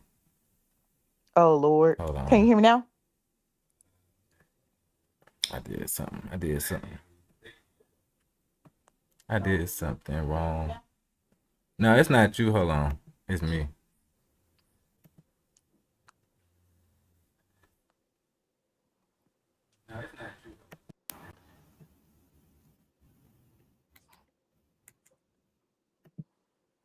All right, say something. What up? Yo, what up? All right, say something.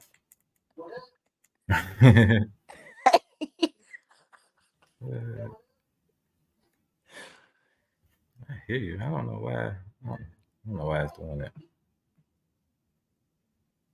Jason, can Jason hear me? Brittany. While I figure this out, you can go ahead and talk. I can Oh, hear they you. can hear me? It's just a little Oh. delay on my side. You want me to leave out and come back in, maybe? It's just a little delay on my side.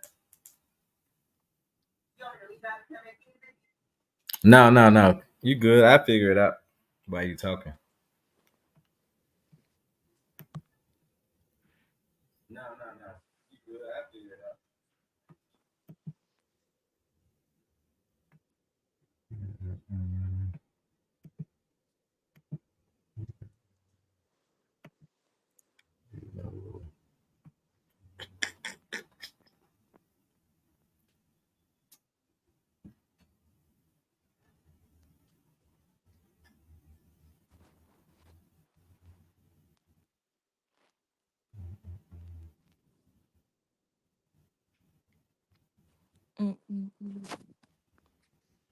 Why can't I hear it?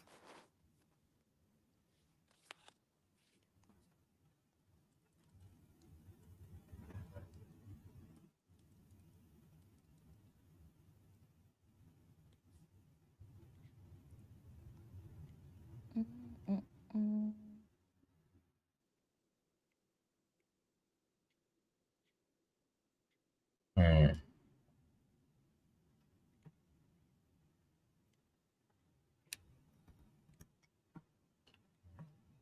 Say something. What up? Jesus. Oh. What did they do?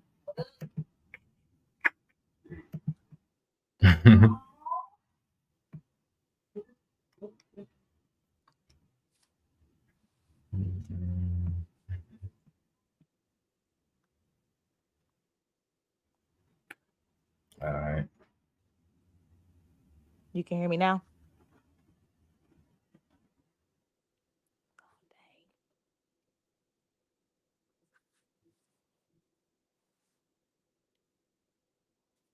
Maybe it's my microphone.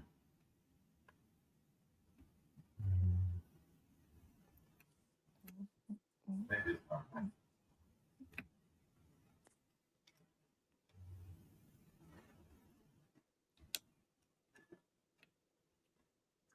Just like we have You can hear me? yeah.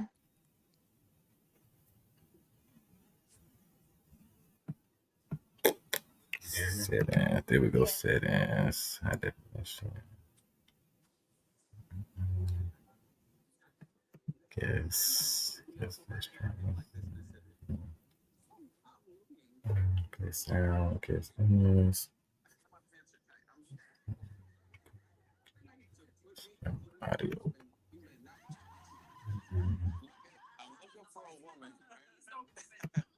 I'm looking for a woman to put me in my masculine. How would you guys look at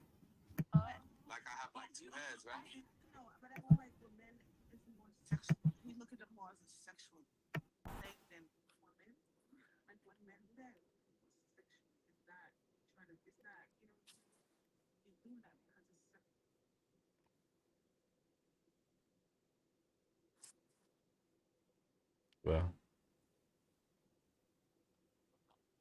all right. Where you say you from, Brittany? Can you hear me now?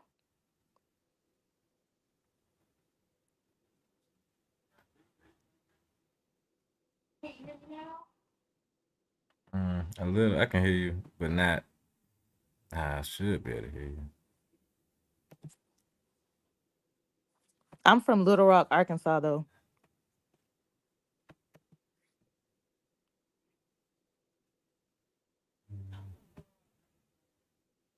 Ah, that's right, Little Rock. Okay, okay.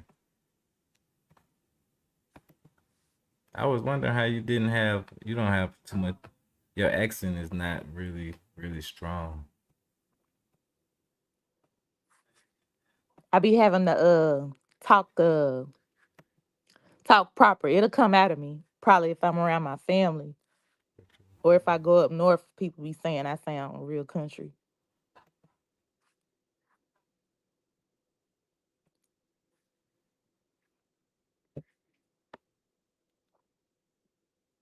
Yeah, I could hear. You used to live up north too. Yeah, in Colorado Springs.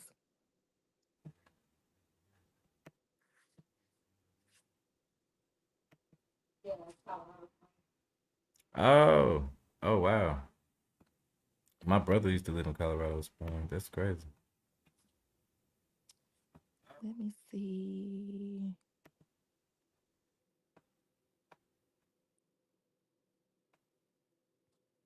Yeah, I guess try to go out, try to come back in and see if we can fix it. Okay, I'll be That right back. delay is crazy.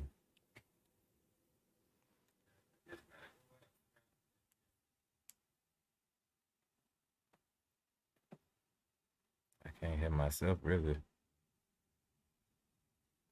That's strange.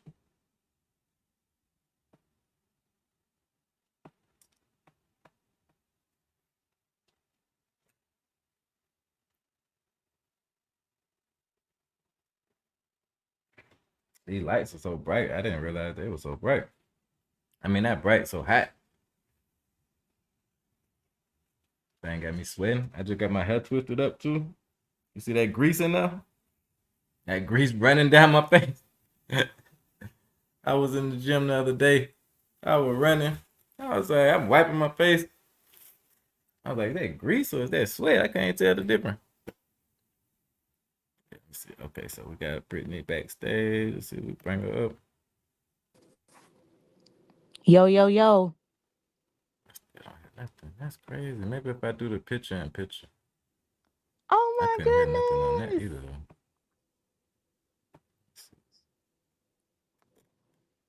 Oh man.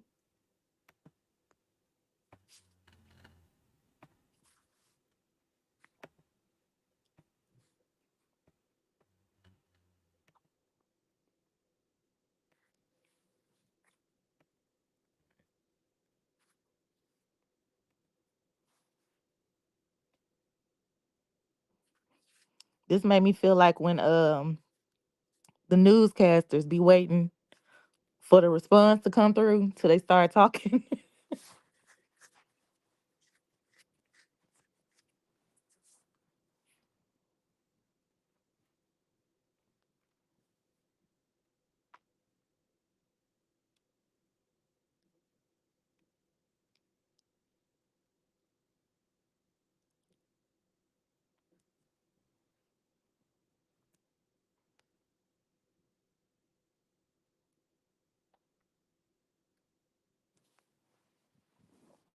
Fix guest echo.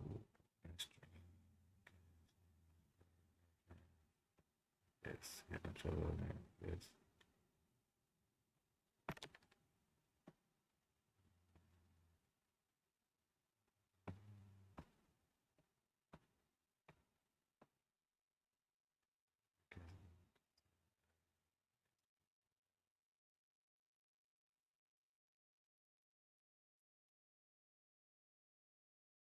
Uh,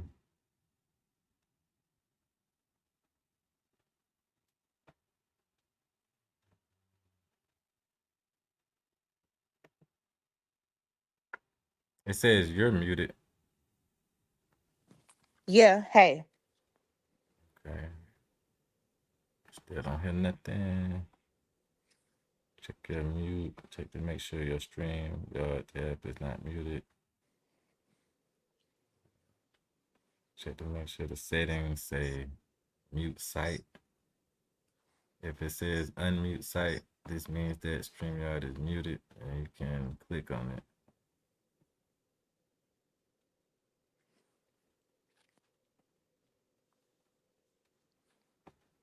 Mhm.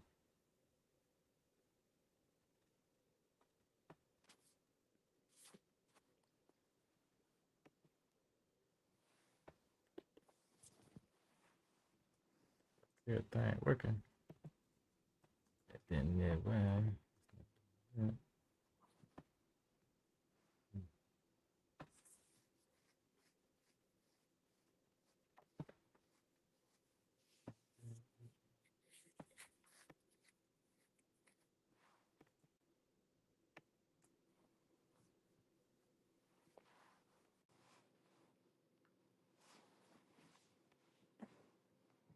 Are you saying something? No, well, I am now. Damn, that's crazy.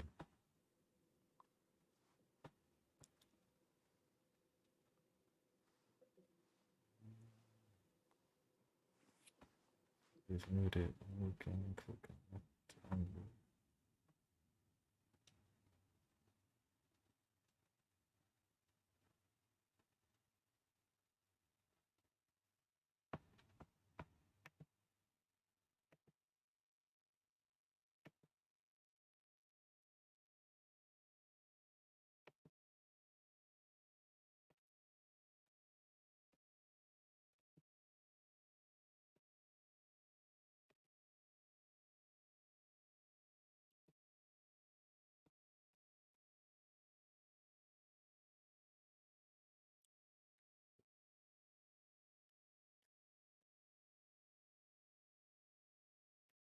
I don't see anything muted. That's strange.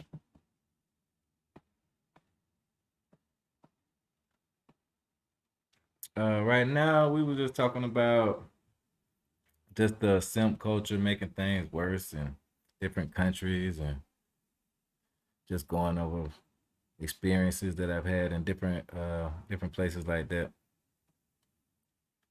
Yeah, I'm sorry, Brittany. I figured it out. I figured it out for sure. Because when I was doing voiceover a little while ago, it was not working. I couldn't hear the voiceover at the same time. So maybe I gotta incorporate a microphone. I mean a headset. Maybe that because I got a microphone I just started using today. So that might be a problem. No, no, I'm back from Brazil. Brazil. I had to leave Brazil, man. I could have stayed, but I wasn't enjoying it. I was enjoying the scenes. I was enjoying the beaches. It's a beautiful place, but it wasn't for me like culturally. I went there. I loved it. I love seeing so many black people. I love seeing the afros. I love that aspect of it. I think we just gotta do a better job in loving ourselves, man. That's all. We can do that from anywhere. Next I wanna go to like I said, Africa, maybe Guatemala. What didn't you like about it culturally? Maybe tripping. Oh, that Bluetooth. Man, I got a lot of things going too. I wouldn't say. I mean, culturally is a strong word. I would just, the things that I've covered already about Salvador. Yeah, yeah, Africa definitely. Um, I think anywhere that colonialism has been or slavery, at that matter, is it's gonna be tough, man. We went through a lot as melanated people, and to just now, a lot of people are just now starting to accept their own skin and be happy in their own skin. And there's a lot of people that still aren't happy in their own skin. And we have to realize that we can't expect everybody to move at our pace. I mean, just think about it. Before, when what James Brown and all those people, they didn't have nappy hair. They straightened it out. They used perms and relaxers and all kind of stuff to make their hair look other than how it really looks.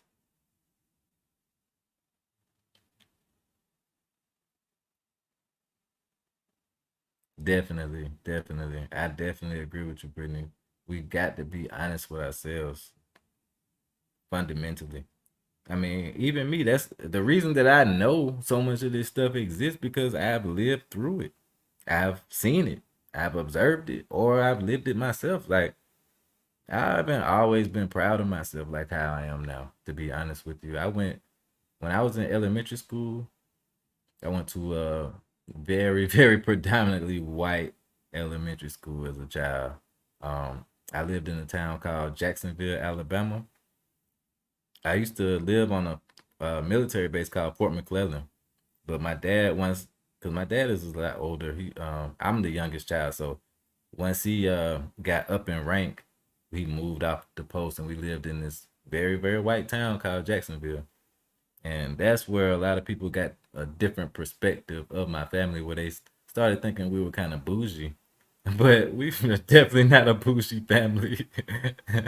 Like my dad comes from like a dirt road, like for real. Like before the expressways were built, he lived on a dirt road with no running water in the outhouse.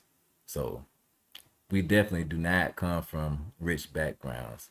And I was raised by these people. I was raised by people that come from those type of backgrounds. So I have a very humble demeanor at the same time as I understand what it takes to be successful.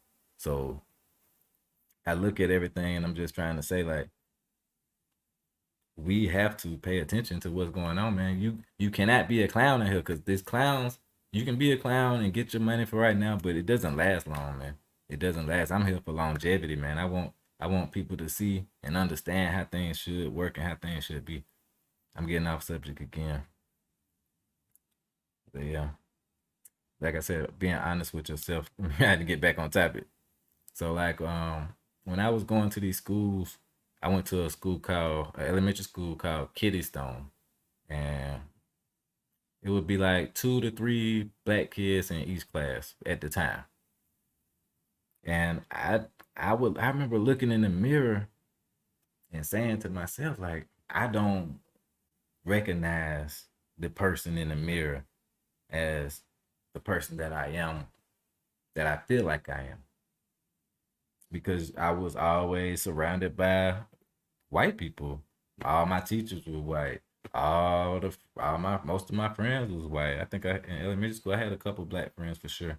One of my best friends after my mom passed was a black guy, but it was very rare. We didn't have that many. I had one black teacher. I remember Miss Long, very, very good teacher.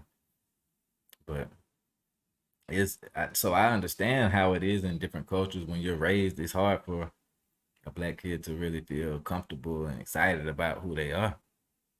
But once I grew up a little bit more, I grew into my skin. I grew into being more comfortable with myself. I became more handsome. I even had a girl tell me I was an ugly duckling as a child. She said you used to be ugly, but now you look good. So you go through stages. People go through stages. You gotta realize that though. So just always try to stay in touch with yourself. Um, that's why I think that I could speak this way because like I said, I know what it's like to feel like that. I know what it's like to not feel proud of yourself. I think when I went to Brazil, it was a big reminder of that. So I was telling this story. I never told this story on my channel, but when I went to Brazil, I flew in through. I went from Bogota.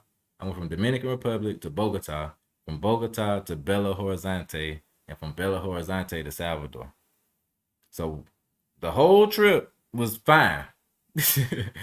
As soon as The plane landed in Salvador Bahia.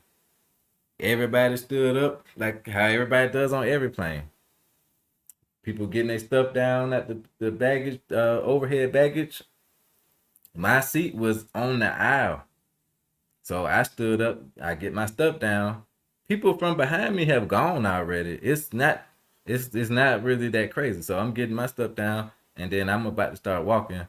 Now the lady that's seated in front of me, she looked mestizo, kind of light mestizo looking, like how you would expect a Brazilian to Colombiana to look.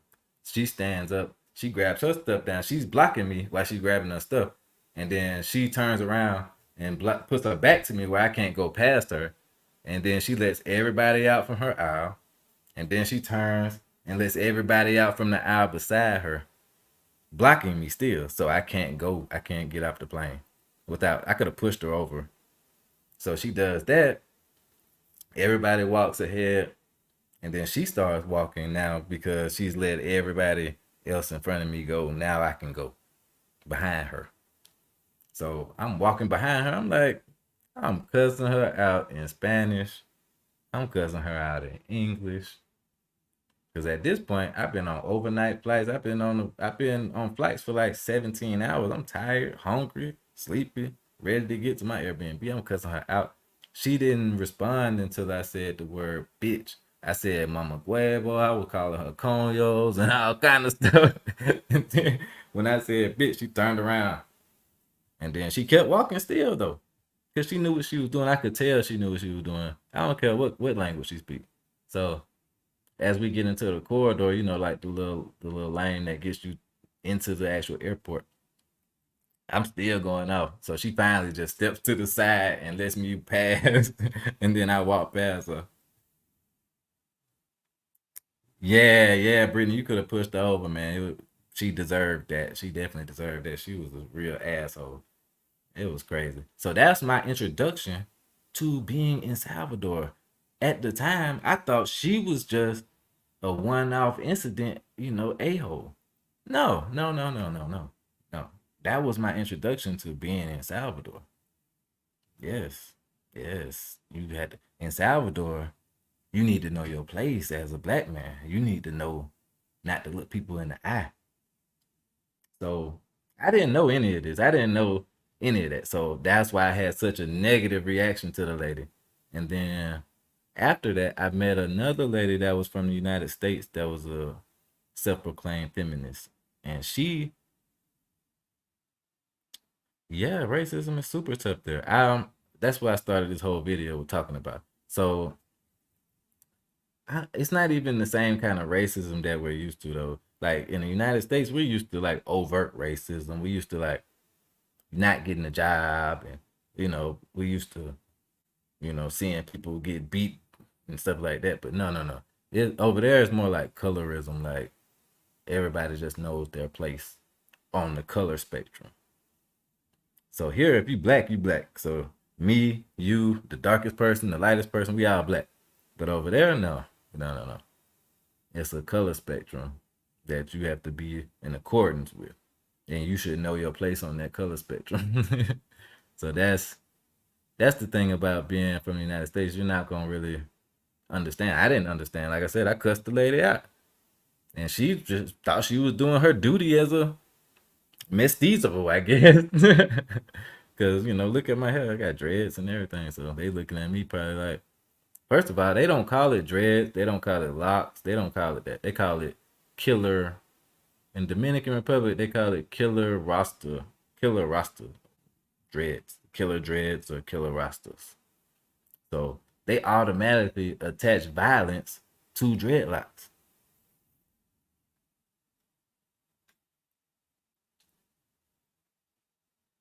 Right. We tried to ignore it. I tried to ignore it myself. Like I said, I didn't even think it was racism. I didn't think she was doing colorism. I didn't know what was going on. I just was tired. I was just tired, and somebody's being a asshole to me. So I reacted in a very American way. I wish I mean at this point I don't really care, but I mean that was sad, man. But okay, so I didn't really understand the dynamics of the colorism there though until I talked to this feminist.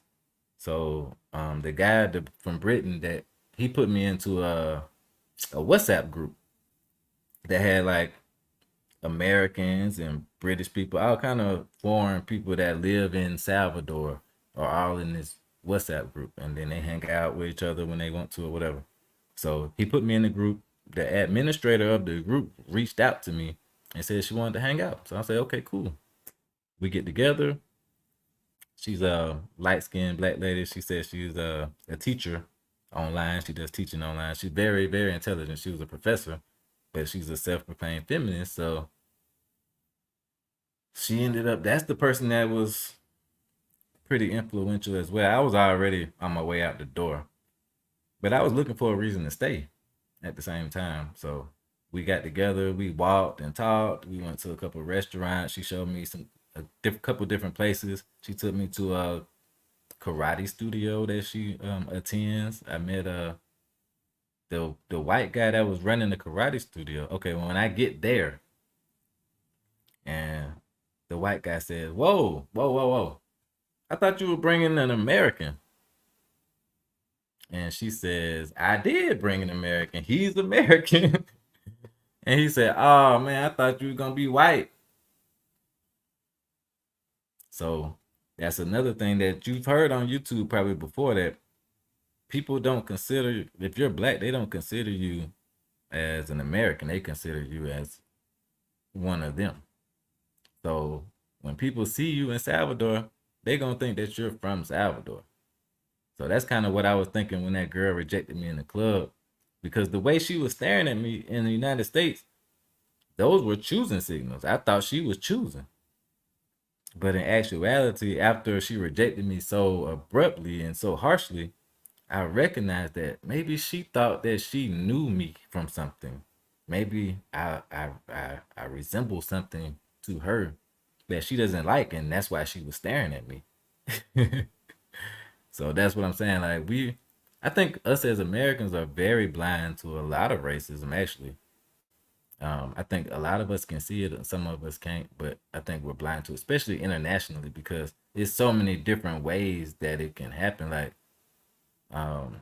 back in the day, even now it still happens. Somebody can come to you and be asking you for a service, and then instead of handing you the money for the service they want you to perform, they'll slap it on the counter and slide you the money, or slap it on the counter and expect you to pick it up. And that's a form of disrespect. But it's up to you to know that it's disrespectful. If you don't know, then they just want a little mental game in their head. Nobody really loses, but at the end of the day, ignorance is bliss. So it's kind of better to be ignorant sometimes, because maybe they'll stop doing that stupid stuff if nobody's reacting. Because when you react negatively, that's definitely not good either. So what do you think about that, Brittany? What do you think the appropriate response is? Do you think it's just to ignore it and hope it goes away? Or to, because we know getting upset doesn't really help too much.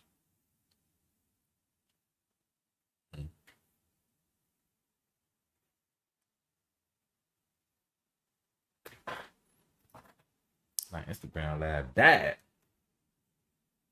They don't let you do a live over an hour on Instagram. I didn't know that.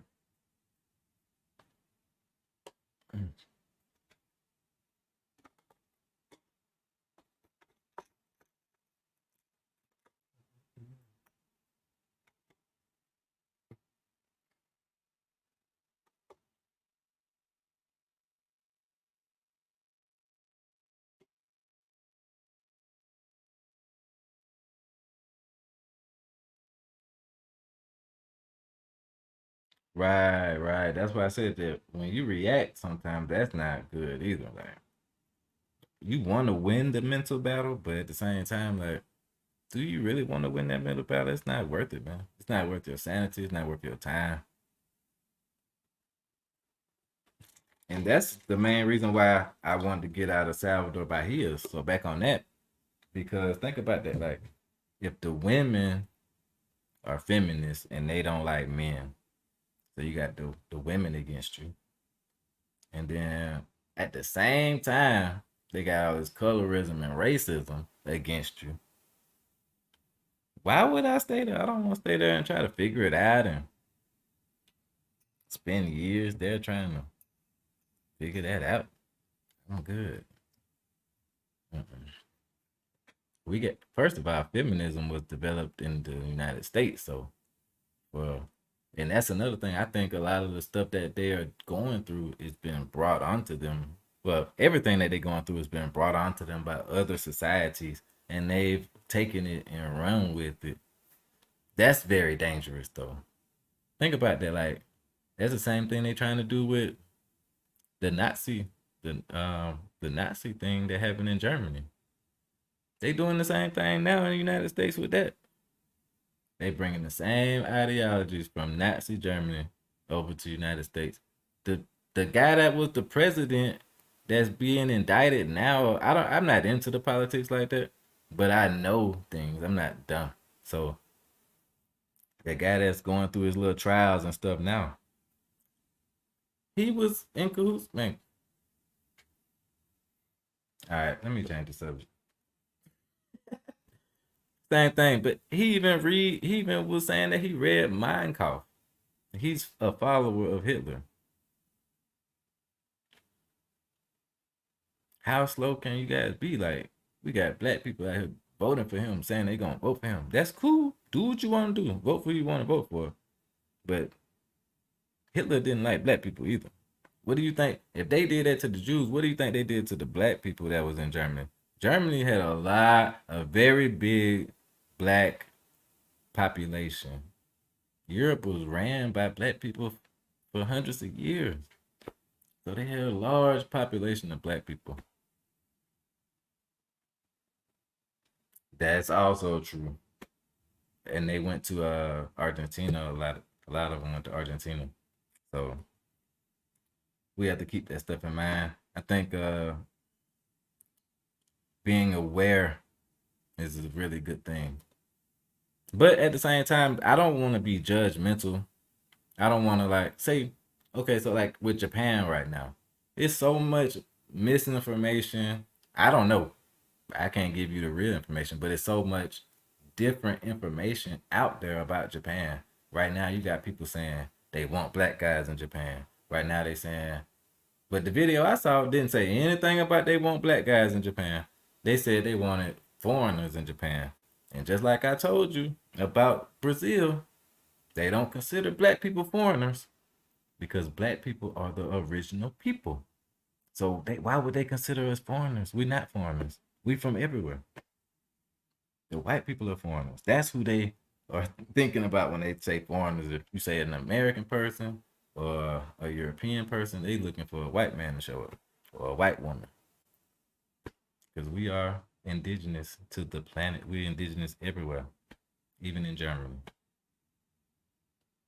So once we realize that, that's one stepping stone because that'll make us come together more. We need to have each other's back more. We move like minorities, but we are the majority.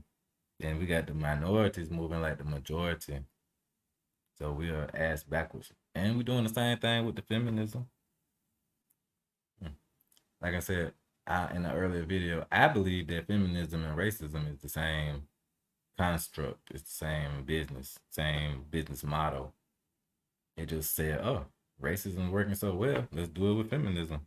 And it helps to keep racism in check anyway. Feminism and racism are like, they like that. They work together in tandem. But I don't want to get too much into that before they shut me down. Anybody else got any questions? I'm at the 2 hour mark. I don't really have that much to talk about tonight. I got some more topics, but just in case they demonetize this stream. Actually, I'm still waiting on my monetization, so.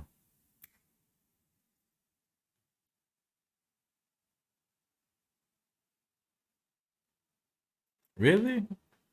Yeah, I mean, well, I understand why you probably wouldn't understand indigenous. That makes more sense because even now, like a lot of people don't understand what indigenous means because they don't tell us the truth about indigenous people.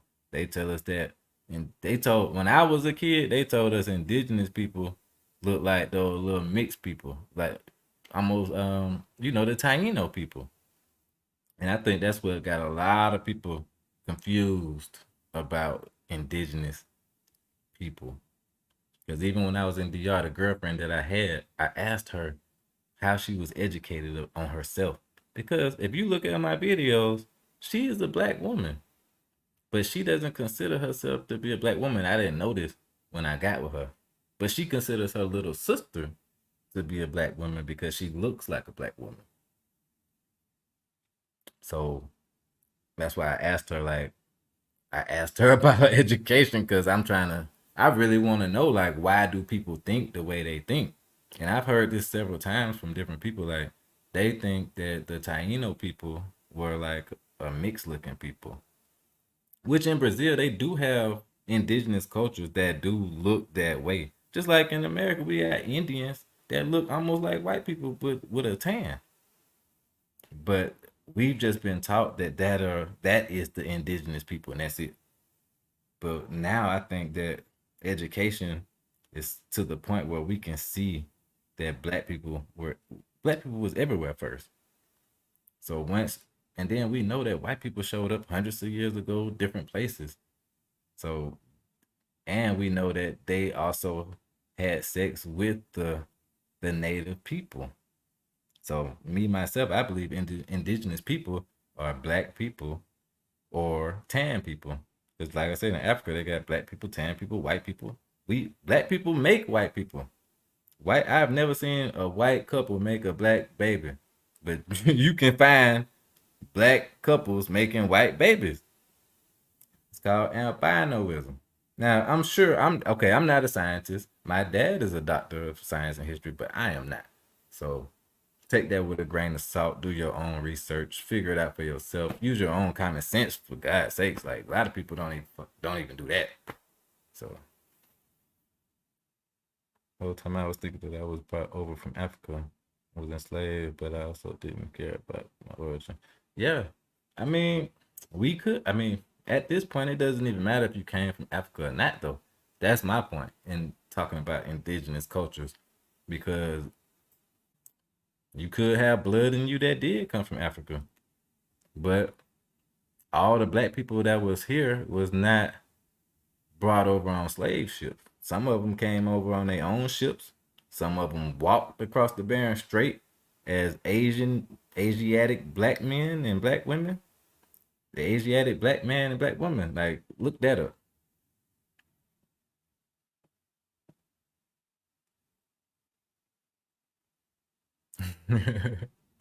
Right, exactly. We are all different shades and colors.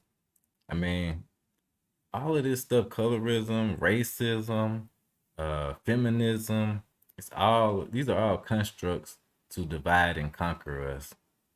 And that's basically all it is. There's no real bearing other than that. That's the only thing it's here for. It's here to divide and conquer us. So anybody that's siding on the side of racism, siding on the side of colorism, any of that stuff, that is an enemy to everyone, an agent of destruction. That's why if you see people being that way, or feminism too, if you see people strongly displaying those characteristics, most of the time they're not gonna show their face. They're gonna hide their face because they don't want to destroy their lives, but they want to destroy your life by putting these negative thoughts in your head. Like the girl Zed that has the Keep Africa Passport Bro Free. How many times you seen her face? Me personally, I have not seen it. Her camera came on one time on accident. She blinked it off real quick. You know what I'm saying? Like, you're not gonna show your face. Just like these racist people in the United States that when they do show their face, what happened? They lose their job, they lose their livelihood because they saying stuff that doesn't make sense. They saying stuff they can't stand behind. They saying stuff that is false. They saying stuff that is negative against what's supposed to be the American way.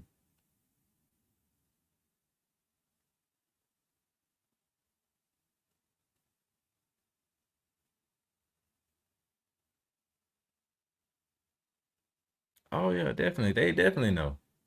The point, I mean, all the stuff that I'm saying now, I was taught by white people. I was taught that by white people. So in school, I learned about dominant and recessive genes in school. In that all white school I was talking about, I learned that then. So if they can teach you that, you know they know it. They know it better than us because they taught us.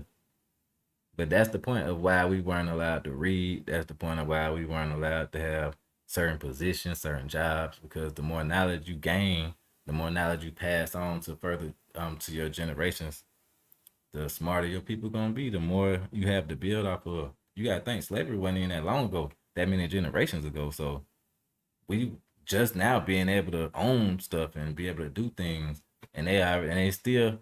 The weirdest thing to me, I said something about this in a comment section on Facebook earlier, is it was a divester channel. A divester link was posted in one of the groups on Facebook where they were saying like, what do you guys think about this? And they showed the divestors, right? A couple of divester groups.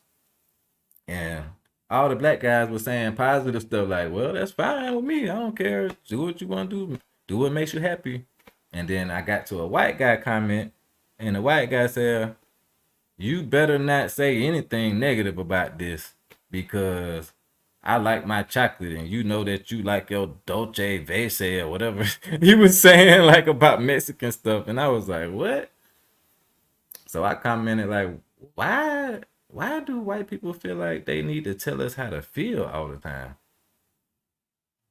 That is disgusting to me. Like, that is the number one thing that they will do to you to make you feel. That right there is already a superiority complex. Why would I tell you how to feel? That's like a woman. If I see a woman sitting on a bench crying and I say, you shouldn't cry. What are you crying for? I don't even know why she crying. And then she tell me why she crying. Like, that's not a good reason to cry. You can't tell people how to feel. You can feel however you want to feel about whatever you want to feel about. I think it's only us that people feel like they know better of how we should feel about things. Like, do you tell Chinese people how to feel about anything? Do we tell anybody how to feel about anything? Black people, we do for sure. So that's very, very disheartening to think that somebody would have the gall to think they know better on how you should feel about things that were done to you and things that they might not even realize that's happening right now. It's sad, man. That's sad. And this guy is in a black travel group. So that's the other issue. Like, when you don't say nothing, they say, oh man, look at these ignorant people. But if you do say something, they say, oh man, you guys need to get over that. Look to the future. But then at the same time, tell you how bad your past is and you guys ain't nothing. You don't come from nothing. I just saw a guy talking bad about Africa, saying that it was weird because he was talking about it was like an immigrant. So first of all, immigrants don't know anything about FBAs. Being an FBA myself, I didn't understand how bad it is outside where immigrants, black immigrants or black males and women outside the United States have a totally different. I knew that in Africa, but I didn't realize like the British blacks. I didn't realize like the Brazilian blacks. You know what I mean? Like the German blacks. I knew they had different perspectives, but I didn't understand the level that it was on until I was in Brazil. When I was confronted by blacks that felt a certain way. They think they know. They think they know the experience of the chattel slavery, and they don't. Most of them don't know. They don't even understand. They don't know much about it. They don't know anything about it, but they have an opinion on it. Just like a lot of Caucasian people have an opinion on it, but don't fully comprehend the scope of what happened. So they like this. I didn't mean to get off on this subject. Maybe next time I don't want to get too tough on that. Damn, why I keep doing that? I keep trying to make this channel about travel, but it keeps going political. I need to stop. But I don't care. If it need to be said, I'm gonna say it, man. But if y'all don't got nothing else y'all want to talk about, I want to definitely figure out how to get this panel working though, because that was bad. I definitely need to figure that part out. I'm gonna figure that out tonight.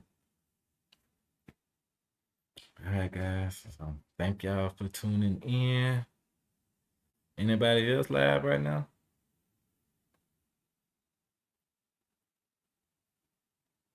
I like that boy Razor Ray. I might jump on there if he live. I ain't seen nobody live today. Anybody else live right now?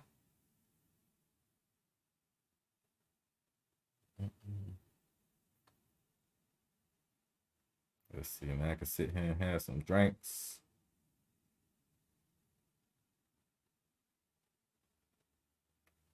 I can finish eating my food. Let's see.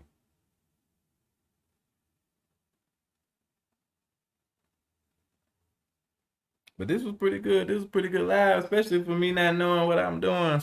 I didn't know what I was doing. I just hooked up a new camera. I'm doing all kind of stuff. I usually do my live streams on this iPhone, but I thought I'd try it on a computer. It worked out a little better. Let me see. We got Andre and Andrea live. Oh, he hype. Who else live? That's it. All right, y'all. I sure appreciate y'all joining the live stream. I definitely will get everything figured out. Until next time, peace out. Love, peace, and hair grease. Love y'all. This it? Nah, that ain't it. I gotta do this.